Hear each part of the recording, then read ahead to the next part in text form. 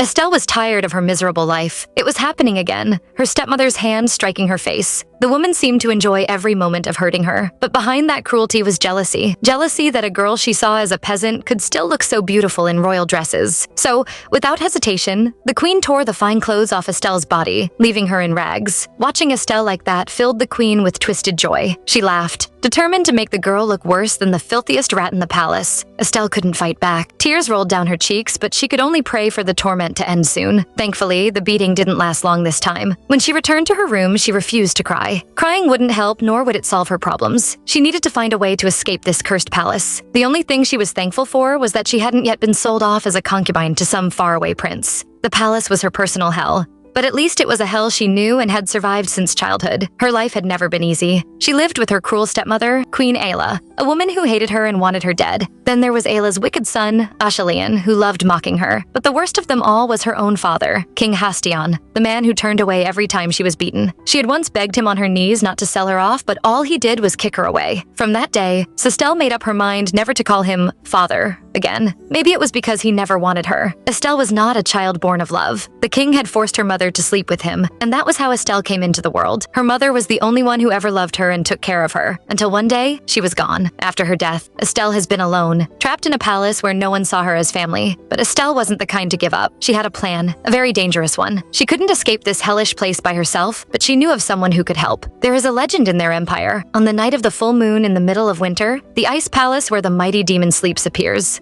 Offering a rare and precious sacrifice to this demon will awaken it from its deep sleep, and it will grant any wish you have. But this wasn't just a rumor from the past. It was something everyone believed in, because once every year the ice castle actually appears in the sky. And that is where our female lead is heading. That is right, Estelle is on her way to awaken that great demon. She is amazed by how beautiful the palace looks. She doesn't know if the legend is real or not, but she has made up her mind to try it out. And so, our girl grabs the knife she brought with her and stabs herself. As her blood stained the snow, she cried out to the demon. She is here to wake him up, and in exchange, she is offering herself as a sacrifice. Her voice trembled with desperation as she begged him to appear, but no matter how much she pleaded, there was only silence. After a long while, our girl is discouraged. Maybe it was all just a dream, she thinks to herself. However, she suddenly notices something strange. It is supposed to be winter, right? So how come she can smell flowers? She looks around and sees everywhere suddenly covered with blue roses. Estelle is immediately scared as she doesn't know what is going on. Before she can move, someone suddenly grabs her from behind. It is a man she has never met before. Not only does he grab her, he even starts to lick the blood on her wound. The man seems really pleased by her taste. His blue eyes glow with delight. He even seems to know everything about her as he tells her she is indeed the most precious sacrifice in the empire. Not only is she from the imperial family, she is also from the desert tribes. Estelle isn't listening to what he is saying, though. She is in shock as she watches her wound immediately disappear. It was as if it had never been there. Only one being could have such power. And so our girl quickly says her wish. She wants to become the emperor. She wants to become strong so she can drag everyone who hurt her into the deepest, darkest part of hell. The demon is amused. He wants to know if she isn't afraid. After all, in exchange for this wish, he is going to take everything away from her. But Estelle isn't scared at all. She is already in hell. So what more does she have to fear? She tells the man to take everything, her body, her soul, all of it. The demon is pleased with this. His grin widens as he pulls her close. His cold breath brushes her neck before his fangs sink deep into her skin. As he drinks her blood, he whispers a deadly invitation against her ear. Welcome to hell, Estelle. The Harten Empire was once a great nation. Known as the land of snow and ice, the northern continent was ruled by it. But because it was known as a frozen land, it was too cold for enemies to bother attacking. With no threats to face, the royal family gradually grew lazy and corrupt. They soon lost all their former glory, becoming nothing more than a corrupt royal family. And into this fallen house, our female lead, the nameless princess, Estelle de Hartan, was born. Estelle is a bit confused when she wakes up the next morning. She has no idea what happened or how she got home. The last thing she remembers is being caught in a blizzard in the middle of the snowfield. She stands up, bright and ready to start her day. But the moment she opens her eyes, something shocking makes her rush straight to the window. Her heart skips a beat. This can't be real. The ice castle. Legend says it only appears once a year during the full moon. Like a dream, it shows up for just a short while before vanishing into thin air. So why can she still see it now, glowing against the snowy horizon? Then her gaze falls on the dagger lying nearby, still stained with her own blood. A cold chill runs through her as last night's memories begin to flood back. She remembers everything. The snowfield covered in blooming blue roses, their sweet scent wrapping around her like a spell, and that mysterious man with the piercing, icy blue eyes. His final words echo in her mind, welcoming her to hell. Estelle's breath catches. What in the world has she done? Before she can think any further, a sudden knock on the door startles her. The servants are here to dress her up. She lets them in, trying to steady her thoughts. But what happens next stuns her even more. Standing behind the three maids is a man she instantly recognizes. There's something both strange and familiar about him. Estelle's eyes widen as he walks toward her, his steps confident, his gaze locked on hers. He introduces himself as Satael, saying that from today onward, he has been assigned to serve as her personal attendant. Estelle feels her knees weaken. That silver hair, those icy blue eyes. It's him, the demon from the ice castle. Despair washes over her. So it wasn't a dream after all. She really did awaken the sleeping demon. And even worse, she somehow formed a contract with him. Still shaken, she tries to make sense of everything. Her cruel stepmother would never bring her a new servant. The woman takes pleasure in her misery. Yet the maids insist it's true. The princess lacked attendance, so a new one was chosen to serve her. Nothing about this makes sense. Since when would her stepmother ever care enough to give her more help? And besides,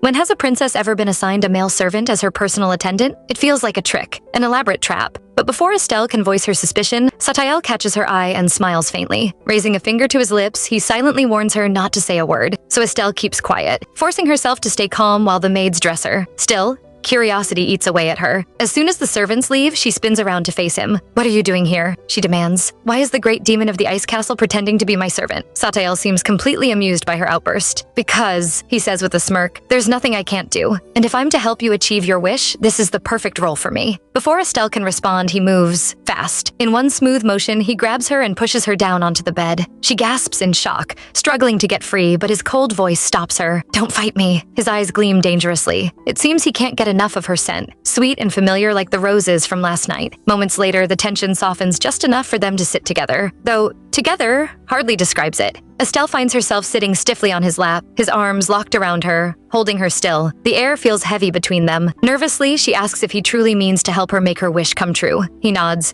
his tone suddenly calm and serious. "Yes," he says. "That's exactly what I plan to do. Step by step, I'll help you earn the glory that's rightfully yours." Then, leaning closer, his voice drops lower. "But," he adds, "there's another way. If you want your wish to be fulfilled immediately, I can make it happen." His icy eyes glint with dark amusement. "If you give the word, by tomorrow morning, the corpses of the remaining members of the imperial family will fill this palace." Estelle is shocked by Satael's suggestion. She hurriedly tells him that is not what she wants. No, what she wants is far more wicked. Not only does she want to sit on the throne, she wants to destroy all the people who made her suffer. When she finally becomes the emperor, she would do so with hands stained with the blood of those who tormented her. Hearing her words only makes Satael even more delighted. His icy blue eyes gleam with excitement as he promises her that from this moment on, he will do everything in his power to make her the empress. But before he can make her wish come true, she must first become his master. To seal this promise, he leans forward and presses a kiss against her chest, a gesture both shocking and strange, marking the beginning of their dangerous bond. Yet even as her heart races,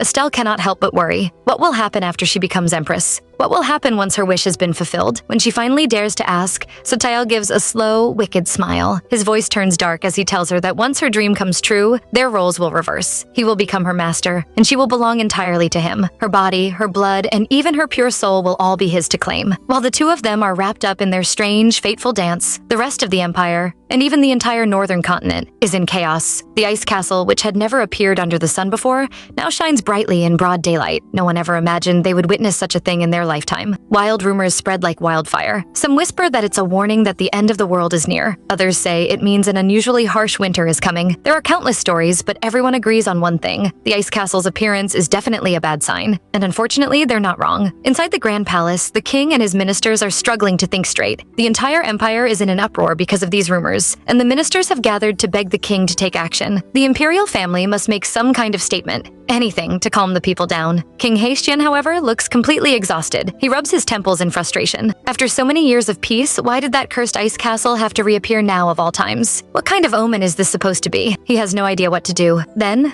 out of nowhere, one of his ministers stands and offers a bold suggestion. Instead of denying or explaining anything, the royal family should simply declare the ice castle a good sign. The king blinks in surprise and turns toward the speaker. It's Count Belvoir. The count calmly explains that if they proclaim the ice castle to be a symbol of blessing, all the frightening rumors will stop on their own. The other ministers quickly agree that it's a clever idea. Even King Hastian feels impressed and praises Count Belvoir for his wisdom. Without wasting time, he issues a royal decree. The ice castle shall be declared a good omen. Of course, not everyone in the the room feels comfortable with this decision. Some ministers can't help but whisper among themselves. After all, isn't that the place where the ice demon is said to live? Still, they have no better solution. And the meeting eventually comes to an end. The ministers gather in small groups, talking and complaining softly about what just happened. But there's one man who doesn't stay behind, Count Belvoir. He seems to be in a hurry, brushing off every attempt from others to stop him for a casual chat. He insists he has something urgent to do, and indeed he does. Or should we say, someone? The good count doesn't leave the palace at all. Instead, he slips quietly into a hidden room deep within the royal quarters. Inside, a beautiful woman waits for him. The moment she sees him, her eyes light up. She dismisses everyone else from the room and runs straight into his arms. The two share a long, passionate kiss. When they finally part, Count Belvoir looks down at her with a sly smile and says it's been far too long since they last met. After all, the woman before him isn't just anyone. She's the Empress herself, Ayla. Shocking, right? But what comes next is even worse. As they talk, the Count casually asks after Ashelon and calls him his son. That's right. The noble Empress has not only been cheating on the king,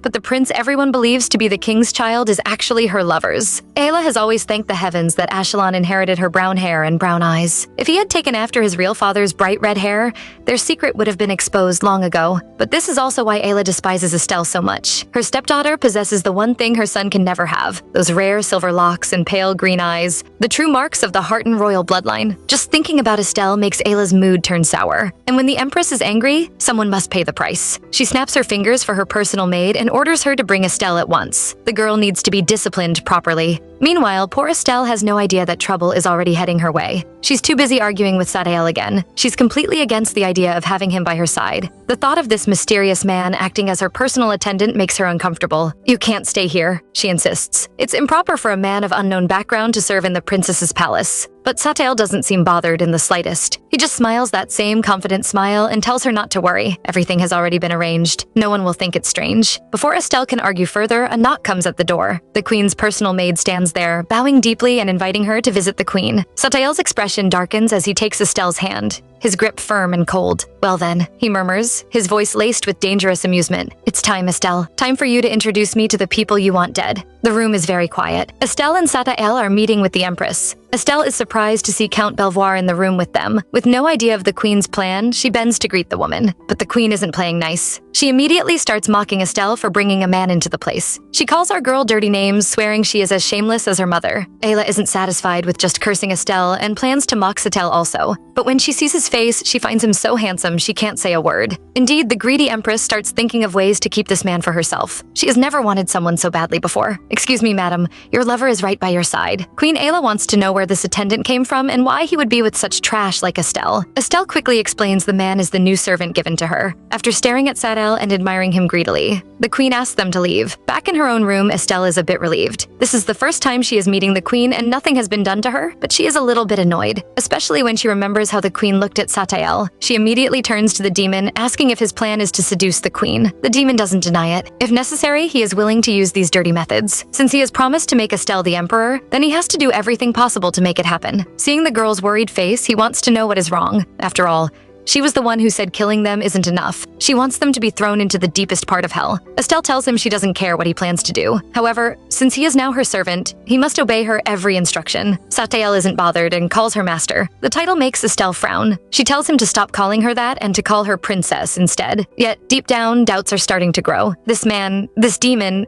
seems to take too much pleasure in everything. She can't figure him out. What is he really thinking? Since she can't read him, she decides to ask directly. "Why?" she demands. "Are you planning to seduce the queen?" Satael explains patiently. To make Estelle empress, she'll need powerful allies. But first, they have to weaken the queen's influence. The easiest way to do that is to break the bond between Ayla and Count Belvoir. Estelle shakes her head. "That's impossible," she says firmly. Everyone in the Empire knows that Count Belvoir is the queen's lover. Even the king knows, though he turns a blind eye. "You might be able to charm her," Estelle continues. "But there's no way Belvoir would betray her." But Satael doesn't seem discouraged. In fact, his smile widens. "Who said I'd be doing all the work?" he says smoothly. "You'll be helping me, princess. I want you to handle Count Belvoir." Estelle stares at him, shocked. "What? You want me to seduce the count?" Her face turns red. "That's impossible. I'm not even that attractive." Satael bursts out laughing, clearly amused by her misunderstanding. When he asks teasingly. Did I say anything about seduction? Realizing what she's just implied, Estelle turns even redder and stammers, trying to explain herself. The demon's tone softens a little. He tells her not to belittle herself. You are attractive, he says firmly. Attractive enough to wake a demon like me who's been asleep for centuries. Estelle quickly shakes her head, insisting it's only because she's a Devaris. But Satael corrects her immediately. Other Devaris have tried to wake him too, and none succeeded. Hearing that leaves Estelle speechless. Long ago, the Devaris were a rare and powerful tribe that lived in the desert lands. Their blood and flesh were said to heal any wound, no matter how deadly. But human greed ruined them. The Devaris royal palace was destroyed by invaders hungry for power,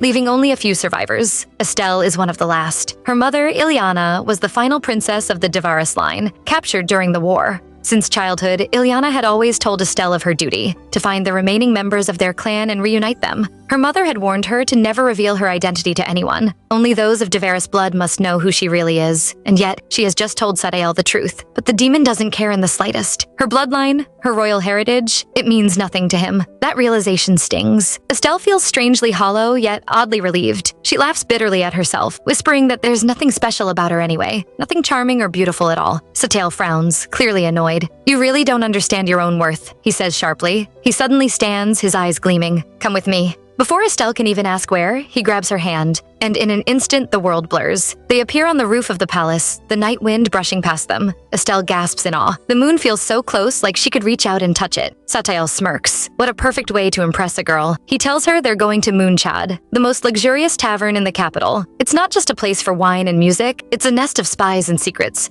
where nobles and merchants come to trade information. They arrive quickly, the streets glowing with lantern light. Satael's goal is simple, to dig up everything about Count Belvoir that could help Estelle in the future. She glances around, curious, and asks if he's been here before. Before he can answer, they're stopped at the entrance by the guards who demand to see their passes. Satael doesn't even flinch. With a lazy snap of his fingers, both guards freeze in place, motionless like statues. Estelle's eyes go wide with amazement. Satael laughs softly. Don't be so easily impressed, he teases.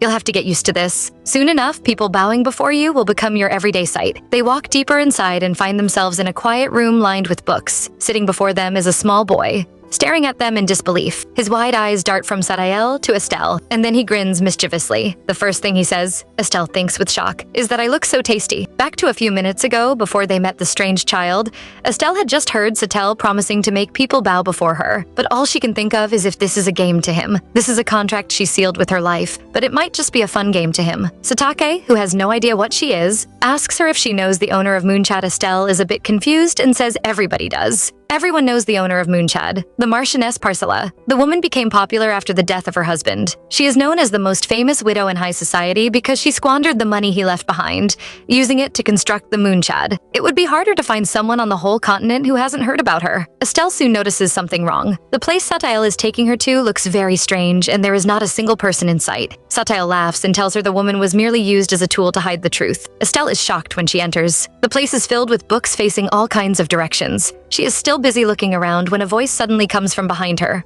calling her tasty. The child is almost drooling as he looks at her. While Estelle is still confused, Satek has started teasing the boy, asking if he is curious. The child says he is. Being curious is what makes him who he is. He wants to know and understand everything. He walks over to Estelle and immediately hugs her. He says she smells nice and asks Satael if he would be willing to share her with him. Satael immediately pushes away the naughty brat. The boy is annoyed and wonders why Satek brought the girl here, if he is willing to share her. He is also confused as to why Satael is awake. He must be planning some trouble. Satael tells him Estelle is his master, making the boy shocked. Why would the great demon help a human? Even worse, they even made a contract? The kid is shocked. He is even more shocked when Estelle takes off her cloak. He never knew she was the princess. Estelle smiles and introduces herself to him. The child immediately bowed in greeting. Estelle mentions the hook she saw him holding, and soon the two nerds begin to talk about books. After a long discussion, the child is even more pleased with her. However, he can't help but sniff her hair. She really smells so delicious. Looking at the child, Estelle finally confirms her suspicions. He is certainly not a human. The child laughs when he hears this. He tells her it was his fault since he made it too obvious from the start. Since that is the case, he can only show her his true form. The demon immediately starts changing and enlarging. Estelle is terrified and rushes back to Satael's side. They watch the demon change until he turns into a full-grown adult. Smiling at Estelle, he introduces himself once again. He is Roa, the true owner of Moonchad. Roa seems to be the mischievous kind, and he immediately checks up with a way for him to die. He suggests that Estelle leave Satael and form a contract with him instead. Before he can finish talking, he is already on the floor with blue roses tied around his body. Seeing Satael looking like he wants to do more?" Roa begs. He was just joking. Satael orders him to investigate Count Belvoir and also prepare dresses and accessories for Estelle. Done with talking, Satael takes Estelle away. Before she leaves, Roa promises her that the tavern will always welcome her. Back at home,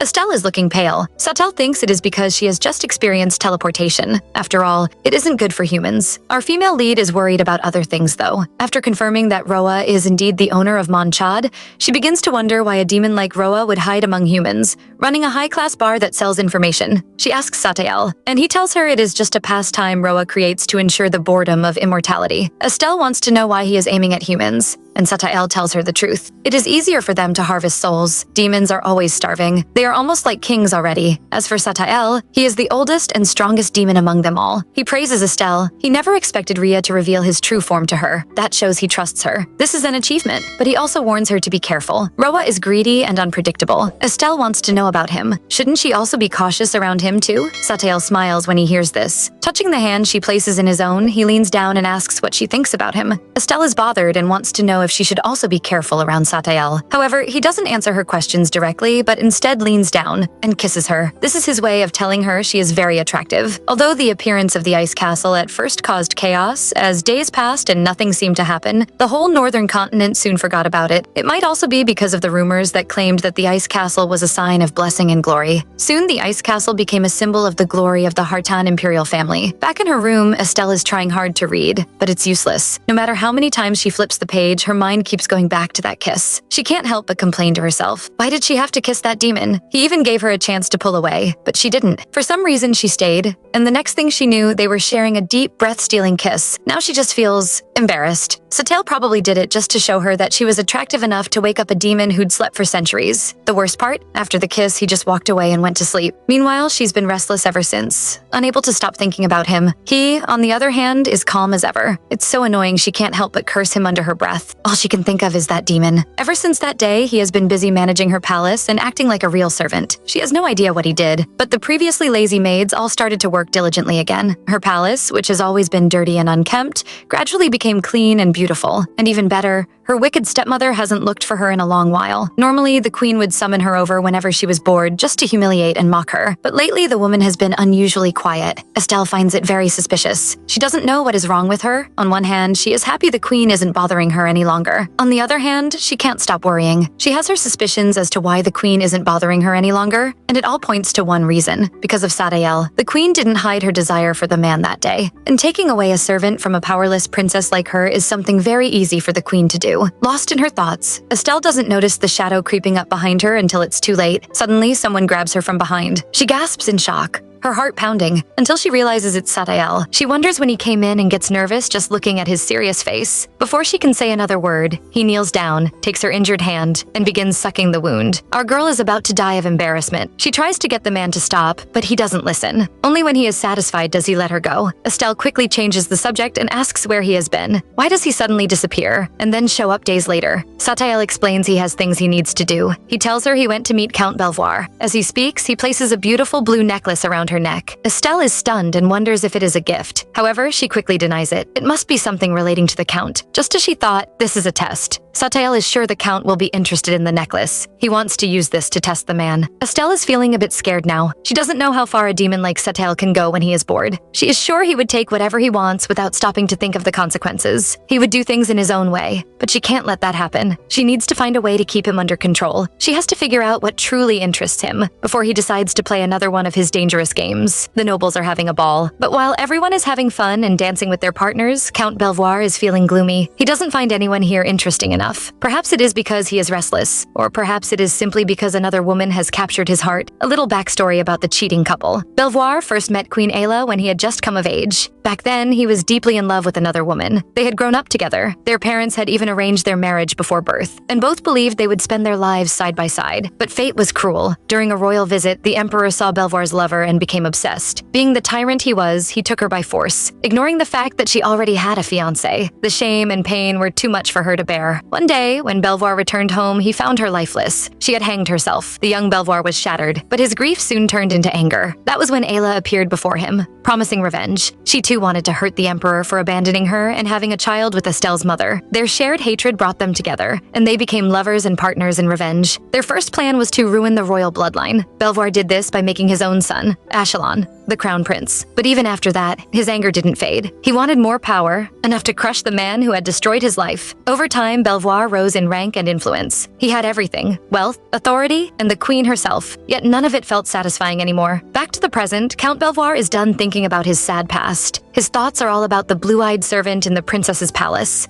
This man was a noble, and if he was so bold as to say, very beautiful, and ever since the queen saw him, she had not called for Belvoir once. The count is starting to get worried. He might have grown tired of the queen, but the appearance of that man makes him uneasy. Then something unexpected catches his eye. A woman wearing a familiar necklace. His heart skips a beat. That necklace belonged to his dead lover. He had spent months saving up to buy it for her, and she had treasured it dearly. Without thinking, he rushes to the girl and demands to know where she got it from. But the woman only turns to him calmly and says she came here for him. They move to the balcony for privacy. Belvoir assumes she's one of the countless women who wish to meet him. With a smirk, he offers her a deal. She can spend the night with him, but in return, she must tell him about the necklace. The woman only laughs softly. She asks if the necklace truly means that much to him. He admits that it does, and asks if she'll give it back. The woman finds this funny. He seems to think everything would go as he wishes. She wants to know if the necklace really means a lot to him. He says it does, and asks if she can return it. The woman refuses. Instead, she suggests a game. The rules are simple. He must guess who she is. He has only 3 chances and 3 clues. The winner gets whatever they want. The count doesn't really want to play,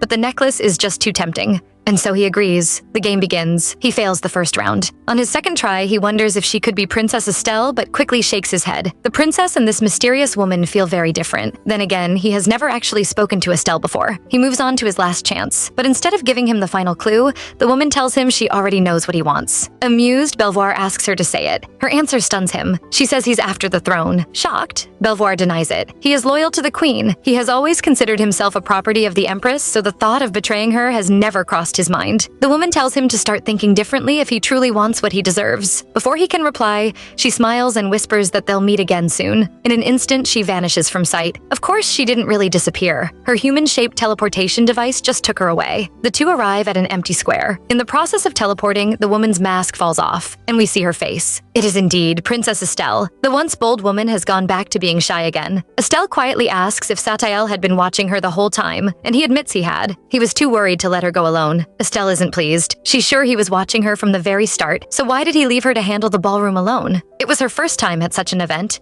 and she had no idea what to do. Because of the queen, the only gatherings she ever attended were palace banquets. Even then, she was forced to dress like a servant, standing quietly in a corner while everyone ignored her. No one ever looked her way or spoke to her. She had always lived in the shadows. But tonight was different. After putting on the beautiful clothes and jewelry Satael gave her, she found herself standing in the center of the ballroom with countless eyes on her. Of course, she was scared at first, but as time passed, she began to enjoy it. No one knew she was Princess Estelle. She could finally act freely. She had grown up watching Belvoir become the Empress's favorite and rise to power, so she knew exactly what to say to provoke him. What she didn't expect was that this blue-eyed demon had been watching her all along. Now the two of them are alone. Estelle wonders why he brought her here. Did she do something wrong? Feeling timid again, she asks if she made a mistake. Satael tells her she didn't. She did even better than he hoped. Then he suddenly takes her face in his hands, smiling. He knows she must have enjoyed herself. Estelle finally understands. He had sent her alone so she could be brave, to face those who used to look down on her as their equal. He wanted her to see her own strength. The night isn't over yet. With a teasing smile, Satael offers to dance with her. As they move together, something stirs in Estelle's heart. His trust makes her feel something strange, something warm. As they dance, she complains softly that she hasn't danced in so long she's forgotten how. Satael just laughs and says he has too, so they'll remember together. Oh, my poor heart. The night feels magical. Estelle can't believe he's doing all this for her. But deep down, she's scared. What if he gets bored? What if he stops caring? She decides she must guard her heart. She must be more careful, more suspicious. But those thoughts vanish the moment he pulls her close. His touch makes her tremble as he suggests doing something even more fun. Estelle admits that whenever he acts like this, she feels strange inside. He promises she won't feel that way this time, that what comes next will be the best moment of her day. Then he takes off her necklace and kisses her. Estelle panics. This feeling is too strong. If she gives in, she'll lose control and become his completely. Refusing to let that happen, she pushes him away and insists they return to the ballroom. Satael only smiles and lets her go. Meanwhile, somewhere else in the palace, Queen Ayla wakes up screaming from a nightmare. Or was it a dream? Her heart races as she remembers it. She had dreamed of being with Satael, lost in passion, until she woke just before the climax. She doesn't understand why she craves him so much, especially since she doesn't even know his name. But she's determined not to give in to this desire. She's already tied to Belvoir. She bore his child and made him crown prince. She can't let all their plans fall apart now. She goes back to sleep without noticing that someone has entered her room, and it is the very man from her dream. Satael stands there, amused. Humans, he thinks, are simple creatures, so full of fire, yet they burn out so quickly, and he enjoys playing with those hidden desires within them. He was the reason for the queen's dream. Yet now, something else troubles him, something he can't explain. He despises this feeling because emotions are for weak humans. But ever since he met her, the girl who freed him from the endless cold and loneliness, his princess Estelle, he has changed. He wants to treat her gently, to hold her without breaking her. As he looks at the necklace in his hand, he can only think of one thing. He hopes she won't push him away next time. Estelle is stuck. She wanted to find out more about Belvoir, but she is just too weak. The only things she could dig up are things everyone in the public knows already. After that ball, she knew she had to change. If she doesn't want Satael to keep dragging her around,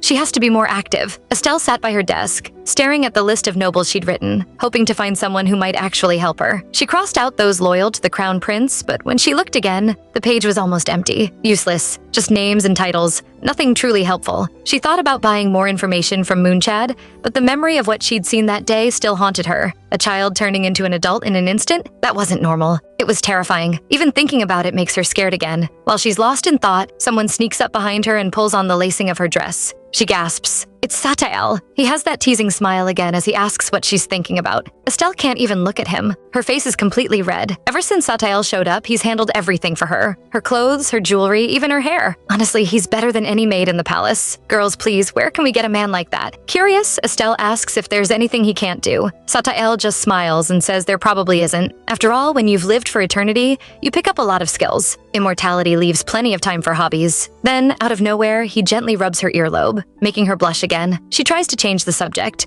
asking if that's why Roa turns into a child. Satael explains it is for survival. Roa is weaker, so staying in an adult form drains too much energy. Estelle rolls her eyes. Of course, he'd find a way to brag about his own power. But when she catches herself smiling at him, she nearly faints. Why is she even thinking about this demon like that? Suddenly, Satael glances toward the door. The queen's head maid is here, he says. And just like that, there's a knock. The maid calls out, saying the queen wants to see them in the palace garden. Estelle freezes. The queen? After all this silence, she immediately becomes afraid. She rushes to change clothes, afraid the queen will rip her dress apart again. But Satael stops her. No one will dare touch you, he says firmly. Not while I'm here. Then he leans in and kisses her forehead. His voice softens. Nothing will happen to you, Estelle. I promise. Together, they head to the garden. But when Estelle arrives, her heart drops. It's not the queen waiting there. It's the crown prince, Ashelon. Before she can even sit, he scolds her for being late, saying the tea's already gone cold. Only after she bows does he allow her to sit and even pulls the chair for her. Estelle is so nervous she is trembling. He smiles and says he's missed seeing her lately. Estelle stays silent, saying she thought it was the queen who wanted to see her. Ashelon laughs, admitting he used his mother's name because she wouldn't come otherwise. He says there's nothing to fear. He just wanted to see her. But Estelle feels uneasy. This man, her half-brother, was born months after her, yet lived a completely different life. As the beloved son of the emperor and empress, he had everything, while she, the daughter of a slave, had nothing. He'd always treated her like a toy. Once, when his favorite horse died, he used her as a replacement, whipping her for weeks. Those scars never really faded. And now, this same man was smiling at her like they were family again? No way. But Ashelon's attention turns to the man who has been standing behind the princess all this while. Satael. Ah, so this is your new servant, he sneers. Rumors about him are spreading fast. Estelle quickly says he's just a servant, but Ashelon laughs. He mocks her for playing with servants now and calls her a lowborn. It makes sense. After all, she is a child of a slave, so it's only normal for her to mix with her fellow slaves. Then he mentions her mother, Ileana, mocking her for bewitching the emperor. He tells Estelle she is just a seductress like her mother. Indeed, he now understands his father's desire for the desert slave, because right now he feels the same way for Estelle. What a sick weirdo. Estelle feels sick, but Ashelon keeps going on, talking about how the warmth won't last. that soon the cold will return, strong enough to freeze the entire continent. He asks Estelle how she thinks they can survive such biting cold. Estelle quietly says they can only avoid it. The weirdo laughs and says they only need to lie low and pretend to be dead. Only then can they avoid it. Then, leaning closer, he tells Estelle always to remember he is here for her in case she can't take the cold any longer. Estelle has had enough. She stands and excuses herself. But before she can take a few steps, Ashelon stops her and asks who gave her permission to leave. He suddenly picks up his teacup and pours the tea over his own shoes. Frowning, he pretends to be annoyed at seeing his shoes dirty. Then he suddenly looks straight at Estelle, smirking. Does he really expect her to kneel and clean it? Someone, please, male lead, do something. Ashelon looks down at his stained shoes, smirking coldly. He suddenly tells our girl to get down on her knees and lick the stain off his shoes. Estelle freezes and her heart sinks. It's happening again. Just like always, no one will step in for her. No one ever does. And like before, she'll have no choice but to kneel before him. Humiliated, despair fills her chest as she slowly gets down on her knees. But before she can even move, everything suddenly freezes. It seems like time has suddenly stopped. Estelle's eyes widen in shock. She can't move. She can't even control her own body. It's like she's trapped inside herself, watching everything from a distance. Then a familiar voice cuts through the silence and scolds her sharply. It's Satael, and he mocks her for being so quick to kneel. He stands behind her, clearly displeased. He reaches out, pulling her back to her feet quickly. Before Estelle can even thank him, his next words make her shiver in fear. This man just calmly asks her if he should kill everyone involved in today's incident. Satael's eyes darken. His tone smooth but dangerous. He promises her he can get rid of everyone she doesn't want to see. All she has to do is just say the word, and then wait until she is able to sit on the throne. For a moment, Estelle is tempted. So tempted. It could all be so easy. With just one nod, all her pain, all her humiliation would vanish. She could finally be free. But deep inside, she knows that's not what she truly wants. Revenge isn't supposed to be easy. She has always hated the royal family, their cruelty, their arrogance, and their sins. They destroyed her and her mother, leaving scars that will never heal. Yet, no matter how much she despises them, she can't deny one thing. She is also half Hartan. That night, she offered herself as a sacrifice to the demon. She made a promise. She would become colder, stronger, and more ruthless than any of them. If she was going to carry the Hartan name, she would make sure it was feared, not pitied. So,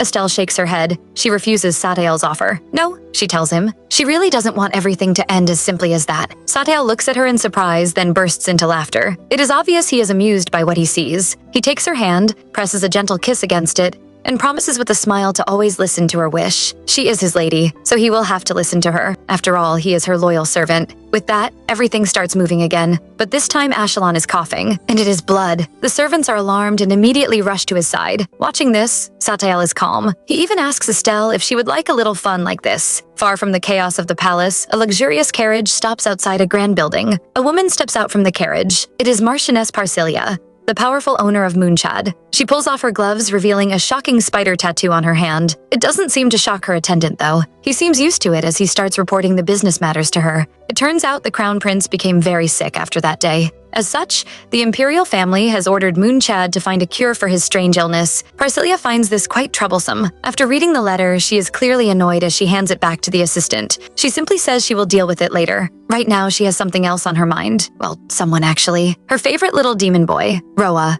When she finds him still looking like a child, she bursts into a teasing smile. She calls him her cute little Roa and even pretends not to see him. She starts to look around, wondering where that tiny boy is hiding. Roa is disgusted watching her act. He frowns immediately and tells her if she keeps calling him short and cute, he is going to start telling everyone she ate her husband. Parcilia isn't bothered and even laughs. She can't be bothered to argue with the little boy. After all, he wouldn't be lying, would he? Wait, what? Girl, you actually ate your husband? Parcilia licks her lips as if remembering the sweet taste. She even hums, making a demon like Roa feel afraid for a second. But teasing Roa isn't the reason why she came here, and she quickly gets back to business. She wants to know if the rumors about Satael coming down from the ice castle are true. Roa nods, and Parcilia's eyes go wide. She can't believe it. Why? What's going on with that floating ice castle of his? The entire empire's gone mad because of it. Roa calmly tells her to ask him one question at a time. Parcilia isn't having any of that nonsense. She glares at him and says he doesn't care. Because of that damn castle, everything is collapsing. The nobles are hiding in their homes, trade routes are blocked, and her business has not been moving smoothly. Roa sighs and agrees to explain. He tells her to prepare herself so the truth won't shock her too much.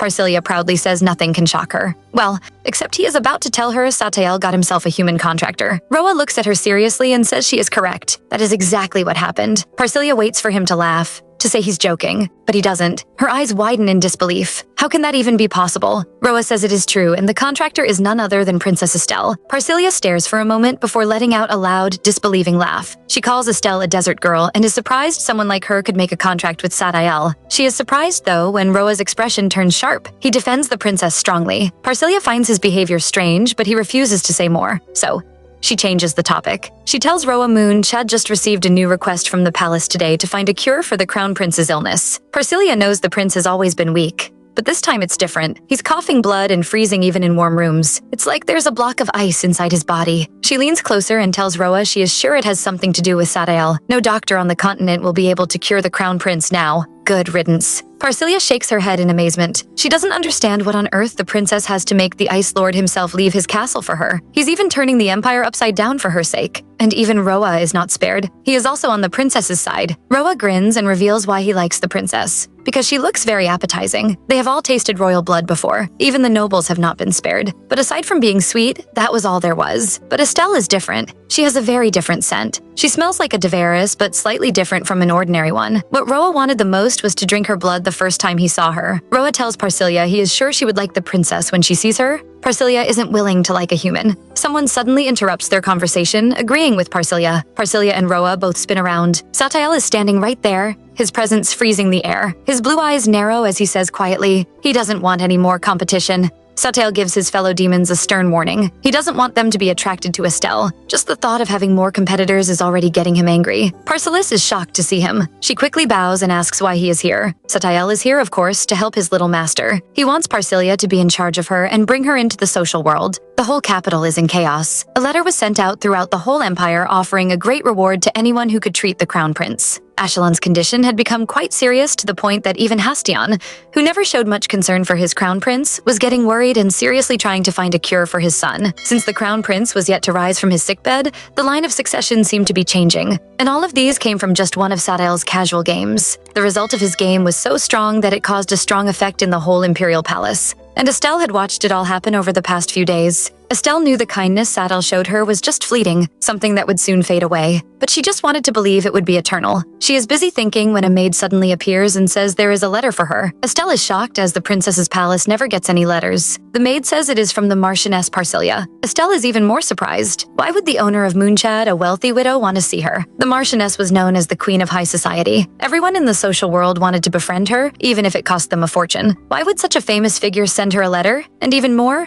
a formal invitation to Moonchad? Estelle asks the maid to leave. Alone in her room, she has made up her mind to attend. It might be suspicious, but she has no reason to refuse. In fact, given her need for noble connections, this is a perfect opportunity. The next day, Estelle is all ready to meet the Marchioness. However, she is shocked when she sees the carriage the woman sent. Why is it so extravagant? It is like the Marchioness can't wait to tell everyone that Estelle is visiting her. Estelle isn't going alone, of course. Her loyal attendant must go with her. After getting into the carriage the woman sent for her, she watches Satael. He is just too calm. It seems like everything is happening according to his will. She understands why he is doing this, though. She has been overlooked by people for a long time. No one ever considered her as someone who might ascend the throne. Even now, with Ashelon being bedridden and everyone wondering who will succeed the throne, everyone's focus is on the distant relatives of the emperor. No one has even thought of her. What she needs now is something that can bring the attention of the public to her. Satael seems to understand this as he suddenly tells her they will use Marchioness Parcilia to dominate the social world first. It seems for now their strategy is to build connections in social circles. That is certainly the fastest way for her to gain attention. She is curious to know, though, when will Satael stop these games? Satael wants to know if she is worried about the crown prince. Estelle hurriedly says she is not. Satael asks if she enjoys being tormented then. He suddenly leans over and suggests he torment her a little more. Estelle quickly turns red in the face because of how close he is. She rushes to tell him that isn't what she meant. Satael doesn't say anything. He just tells her they have arrived. Stepping out of the carriage, Estelle is stunned to see the Marchioness waiting outside for her. They are welcomed with a bow. Estelle is amazed to see the powerful Marchioness up close. She had only seen her from afar at banquets before. The woman escorts them inside. Inside the room, Parcilia pours some tea for the two of them. Estelle, however, seems to discover something as she directly asks the Marchioness if she is even human. Parcilia isn't flustered and even laughs at how quickly Estelle figured it out. She wants to know how. Our girl tells her as someone well-versed in social etiquette, there is no way she would serve tea first to a servant. Wit! Her first cup was for Satael. Parcilia isn't worried about being found out. She even suggests Estelle calls her Vianne from now on. Estelle tries to call her Madam, but the poor woman almost faints. How dare she make her lord's contractor call her madam? Looking at Estelle, Vianne finds her very cute. She is just too adorable and delicious. Satael immediately warns Vianne to control herself and not to do anything unnecessary. Parcilia promises not to, and Satael leaves them alone. He has some matters to take care of, so he tells Estelle to spend time with Vianne. As soon as he leaves, Parcilia stands up and asks Estelle to follow her. Parcilia leads Estelle to what appears to be a wall, but when she places her hands on it, a door suddenly appears. Estelle is shocked to see this,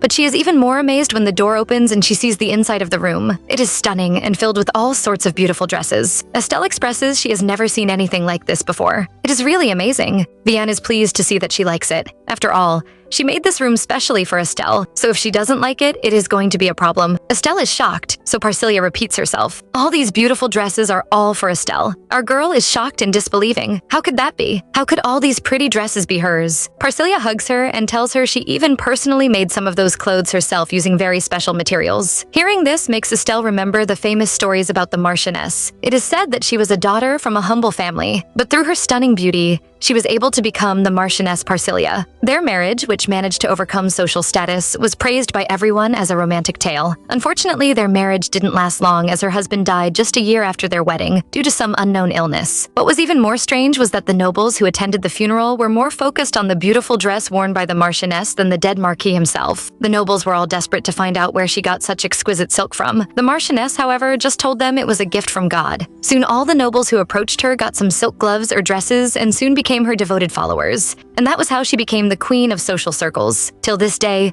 no one knows where the unique silk used by the Marchioness comes from, and it still remains a great mystery. People soon started calling it Parcilia's silk. Estelle wants to know if that was what was used to make her dress. Vianne says it is. She finds the name the humans have given to it very funny. She wants to know if Estelle is also curious to know what the secret of the social material is. Estelle would be lying if she said she wasn't curious, but she didn't think it wise to learn the secrets of a demon. Before she can ask, someone suddenly appears next to her. Estelle is almost scared silly. The culprit Roa doesn't seem affected and simply says it is spider silk. He hurriedly apologizes for scaring Estelle and hugs her leg, trying to comfort her. Vianne doesn't hide it anymore and reveals the clothes were indeed made from her spider silk. She tells Estelle this isn't her real form. She just adopted this look to blend in with humans. As soon as she takes off her gloves, the form of a giant spider immediately appears behind her. This is Vianne's real form. Estelle immediately starts sweating in fear. However, while one person is afraid, the others fall more in love. Vianne can't get over how adorable Estelle looks. Even Roa is pleased with her scared face. Looking at the two mocking her, Estelle scolds them in her mind, calling them wicked demons. Vianne explains to Estelle that it is hard for them to maintain a human form all the time, so sometimes they revert to something closer to their true form. She spins the silk when she is in her spider form and uses it to make fabric. Roa doesn't forget to praise himself too. He tells Estelle that being able to maintain a human form like his own is proof of strength, but to maintain an adult form requires a lot of energy, which is why he usually stays in the form of a child. Estelle's mind immediately goes to Satael,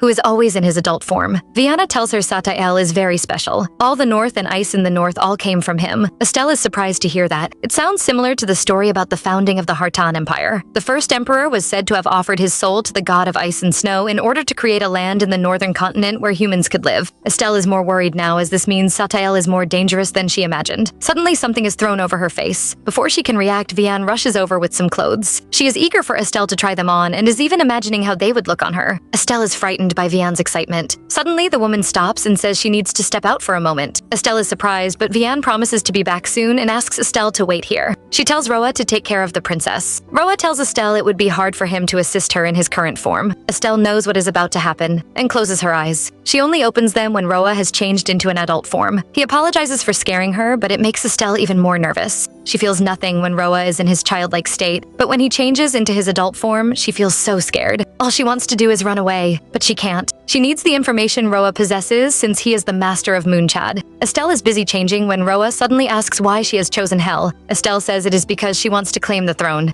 Roa calls it unfortunate and tells her it would have been better if she had chosen him. Satael won't act according to her wishes no matter what she wants. Estelle tells him she knows, but she also doesn't plan on being Satael's puppet either, and that is why she needs information from Moonchad. Roa says he can give her all the information she needs, but first she has to give him something in exchange. Estelle understands what he means and tells him she is just a poor princess with nothing to offer, but she knows Roa is interested in her blood and she is ready to give him. Hearing this makes Roa very pleased. He blushes excitedly and grabs her hand, promising to make it painless. Without waiting, he immediately sinks his teeth into her flesh. Estelle reminds him to look into all the capable individuals who would be worth bringing into her faction. regardless of their status or origin. Roa is like a kid high on sugar. He wants Estelle to ask him for more, anything at all. It doesn't even have to be information. Anything she desires, and he would do it. He suddenly grabs her waist and tells her he wishes she were greedier. That way, he would be able to drink to his heart's content. The two are done with their exchange. Roa promises to prepare a list of all those who would satisfy Estelle as soon as possible and send it to her. At the end of the day, Satael and Vianne did not return. Estelle could only return to the Imperial Palace alone. She doesn't find Satael's disappearance strange after all. He always does that, but Vianne looked so irritated when she left. She wonders who the woman could have gone to meet, a guest that the Marchioness would not dare ignore. That means it must be a member of the imperial family who showed up. She guesses it must be the queen. No matter how many famous doctors they called, Ashelon's condition wouldn't improve. Estelle is sure the queen must have come to Moonchad to look for a cure and annoyed Vianne in the process, but she knows there would be no results. It is, after all, not a disease humans can cure. Estelle feels a bit regretful. She actually wanted to thank Satael for today. She knows who is behind the dressing room that Vianne gifted her. Whatever the intention behind the gift, she still wants to thank Satael for it. The person she is thinking about suddenly appears before her. He seems pleased to see her waiting for him and gently kisses her forehead. She tells him she just wanted to thank him, but when she raises her head, the smell of blood on him is so strong, it seems like he killed a beast. While Estelle is still confused, Satael suddenly asks her how someone who steals from others should be punished. Estelle has no idea what he is talking about, but she still replies to him. She says the punishment depends on how serious the crime is. Satael suddenly grabs her wrist and tells her that since she touched something belonging to him, she would also have to be punished. Estelle feels this is all just a ridiculous misunderstanding. The possession he is talking about is her. She refuses and tells him she isn't yet his possession. She hasn't taken the throne, so he can't claim any rights yet. For Satael, that does not matter. At the end of it all, Estelle needs him. Our girl is disappointed. So this is the real nature of their relationship. From the start, to him, she wasn't someone with her own will, but just a puppet he could play with. And even though she knew this relationship would lead to ruin, she still trusted him, hoping that one day they might share an emotional connection. Satael demands to know why she did that, and she says it is because she needed to pay to get the information. Satael tells her she paid far too much and begs her not to do it again. Estelle says she knew it was dangerous, but she thought that Roa wouldn't act recklessly because of fear. After all,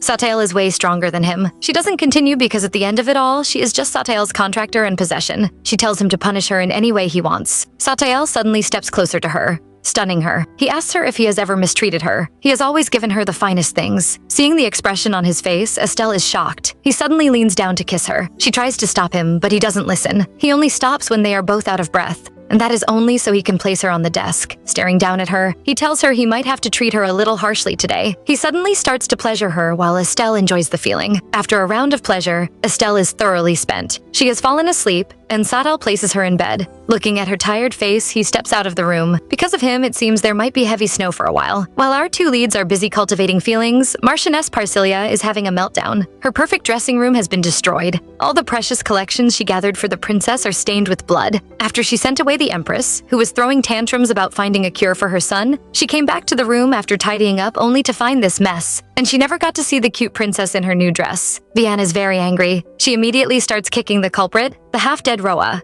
who is lying bleeding among a mess of clothes. She is sure it is his fault. He must have touched the princess. Roa doesn't deny it and admits he did. Vianna is stunned and tells him he must have gone mad. Roa says Satael was at least merciful since he didn't kill him. Vianne laughs at the ignorant demon. The Lord only spared his life because he needs him to make the princess the emperor. It is a miracle that Satael didn't just cut his head off. Vianna ignores the bleeding man and starts to think, just how tempting is Estelle for Roa to touch her even though he knew trouble would follow. He even overcame his fear of Satael just because of her. She is also curious about the taste of the princess. Roa tells her it was amazing. He is still licking his lips while remembering her taste. Vianne warns him to stop. If he keeps this up, he will really end up dead. He shouldn't have any more strange thoughts about the princess. Roa promises he wouldn't, but Vianne knows he is lying. Inside, she feels a little excited. Thanks to the princess, her formerly boring eternal life is starting to look interesting, but it is also very risky. Once they have tasted the princess's blood, there might be no going back for them. Estelle has no idea the demons are now longing for her blood. She has just received the list Roa promised her, and boy, did he not lie? He has helped her gather everyone's weakness into one list. Everything about the nobles, secret lovers, secret children, hidden crimes. Everything about the highest noble to the lowest lord was in that list. But while Estelle might have asked for it, right now she is just tired. She has been reading for so long, her head and eyes are beginning to ache. She decides to abandon the book and her mind goes straight to Satael, just like he promised her, snow has been pouring without stopping and everywhere has gotten colder. But nothing is as cold as her heart. She might not look like it, but Estelle is in despair. How can she not be? That crazy man might have made her feel glorious, but he didn't forget to remind her that everything she has achieved is only possible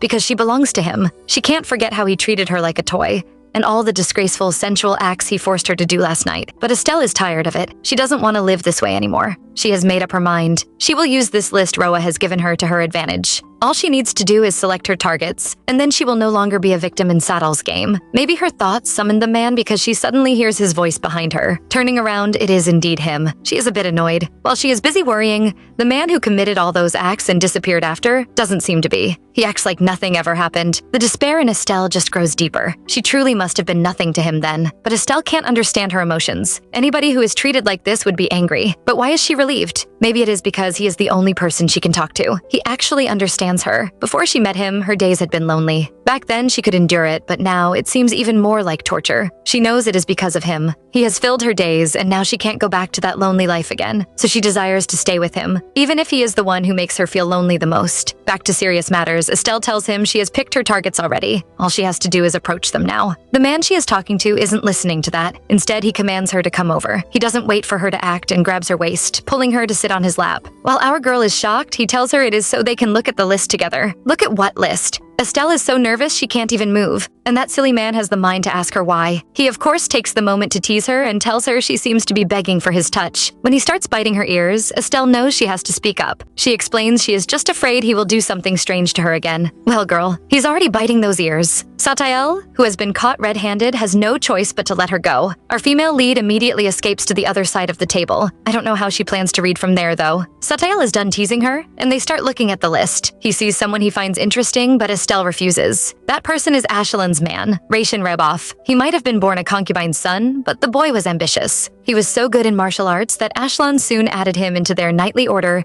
even though he had a low status. The idea that the boy would abandon his master, Ashelon, is very slim. Satael doesn't think so. According to this list, Ratian's mother was actually a slave brought from the deserts. Estelle is surprised to hear this. She is even more stunned when she discovers that Ratian's mother came to the capital the same time her mother Ilyana did. Satael knows what she is thinking and tells her the boy might also have Devaris blood. Estelle is excited. There is a banquet coming up soon. Ayla's birthday celebration usually lasts for a week. She is sure Ratian will attend for at least a day or two. That is enough chance to approach him. But she also isn't sure. Now that the crown prince is so sick, will they be able to hold the banquet? Before she meets Ratian, however, she tells Satael there is someone she really wants to meet. The grand scholar, Hessian Selver. Hessian has no idea he will be receiving visitors soon. Instead, he and his team are busy studying the ice castle. They discovered something amazing. The heavy snow they have been experiencing didn't come from the skies. It all came from within the ice castle. Hessian is amazed to hear this and asks that the news be told to the emperor immediately. Hessian is tired, but his assistant has even more bad news for him. The crown prince's sickness has gotten worse. The assistant thinks there is a link between the prince's sickness and the ice castle. Hessian is about to die from overthinking. He really needs to clear his head. He and his team decide to take a break and go for a walk. Sadly, he might be tired, but those hot-blooded youths behind him are not. Even till now, they are still arguing. Some say the castle appeared due to a dimension rift. Another says it must have a master. When they start to fight, Hessian decides this is his time to sneak off. And so he runs away. Sadly, there is no peace for him. Not only does he lose his way, he stumbles across two people. Hessian is sure the woman is a high-ranking noble judging from her clothes. But why then does she have only one attendant? The people Hessian is running from have caught up with him, and just like him, they are also lost. Really. Like master-like servants. They decide to ask the pretty lady approaching them for directions. Of course, that pretty lady is our Estelle. She smiles as she greets the scholars. Hessian is surprised. Most nobles have no interest in their Tower of Truth and even ignore them. So how does this lady, who looks like she just came of age, know the proper greetings for the scholars? The scholars are so shocked by this beautiful lady, they forget to greet, until their master pushes their heads down. It's not like he is any better, though. He keeps apologizing, but the lady doesn't seem offended. Instead, she asks if he is Hessian Selver, the grand scholar and leader of the Tower of Truth. Hessian is surprised she is able to figure out his identity. He is curious to know how she did it. Estelle reminds him only the head of the tower is allowed to use golden threads in his robes. Estelle knows how to hook her target and starts by praising him, saying his article on the ice castle was very interesting. She tells him she has read all his works, and even starts to discuss what he wrote in his last paper. Hessian is very pleased, wondering where this educated lady came from. Suddenly, his heart is filled with desire. If he takes this girl as his disciple and teaches her for 5 years, she would surely become his top top student. Now Hessian eyes are really twinkling like stars. The tower already has many female scholars, so this girl won't have any trouble fitting in. Who knows?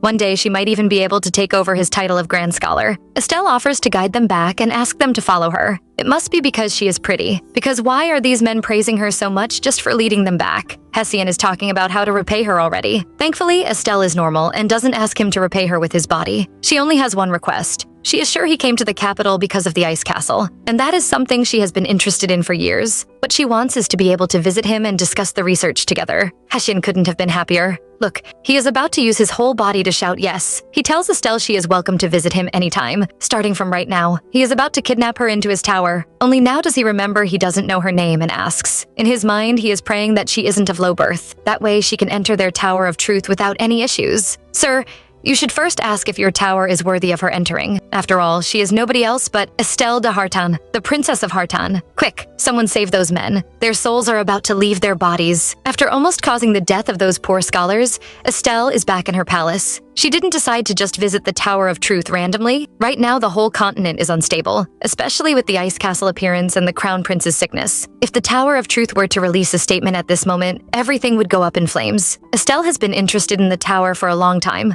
Though the royals and nobles look down on them because of their lower status, they also can't do without them. After all, their research is the reason why the continent can develop so well. Estelle is determined to pull this group to her side. Only then can she have more forces outside the palace. Just imagining this makes Estelle very happy. Satael, who has been watching her smiling to herself for some while, can't take it any longer and asks what is going on. Estelle is nervous.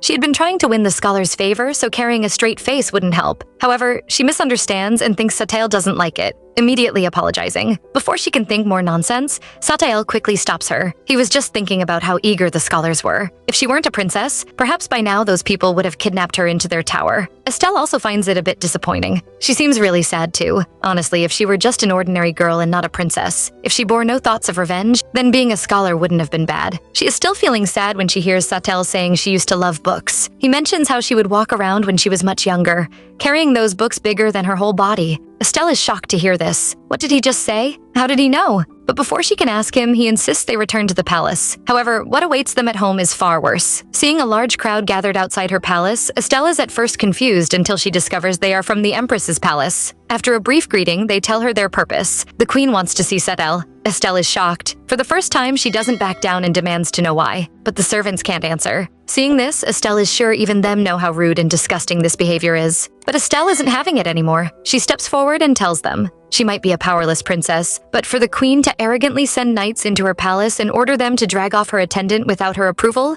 is too much. Fine. Since the queen wants to see them so much, she is also going to come along and pay her respects to the woman today. Look at that devilish smile. However, Estelle notices something strange. They seem to be going in the direction of the crown prince's palace. Once they arrive, the maid announces their arrival and tells the queen Estelle came along. For a mother who is said to be so busy taking care of her sick son on his sickbed, the queen is dressed so beautifully. Even Estelle finds it funny, until she doesn't. Wait, don't tell her this queen dressed up just because of Satael? The queen isn't bothered by Estelle's presence. After acting surprised to see her, she tells her she has something to discuss with her attendant. Therefore, Estelle, a princess, I repeat, a princess, should step outside. Estelle is no longer the simple girl she once was. She immediately approaches the queen, asking why she ordered her servants to take away her personal attendant without even informing her. If the attendant had done something wrong, then the matter should be discussed with her first and then handled according to the laws of the place. The queen is irritated seeing this and glares at Estelle. Our girl doesn't back down and warns the queen to tell her first if there is a problem. These are her people. Frustrated, the queen claims Satael committed a crime,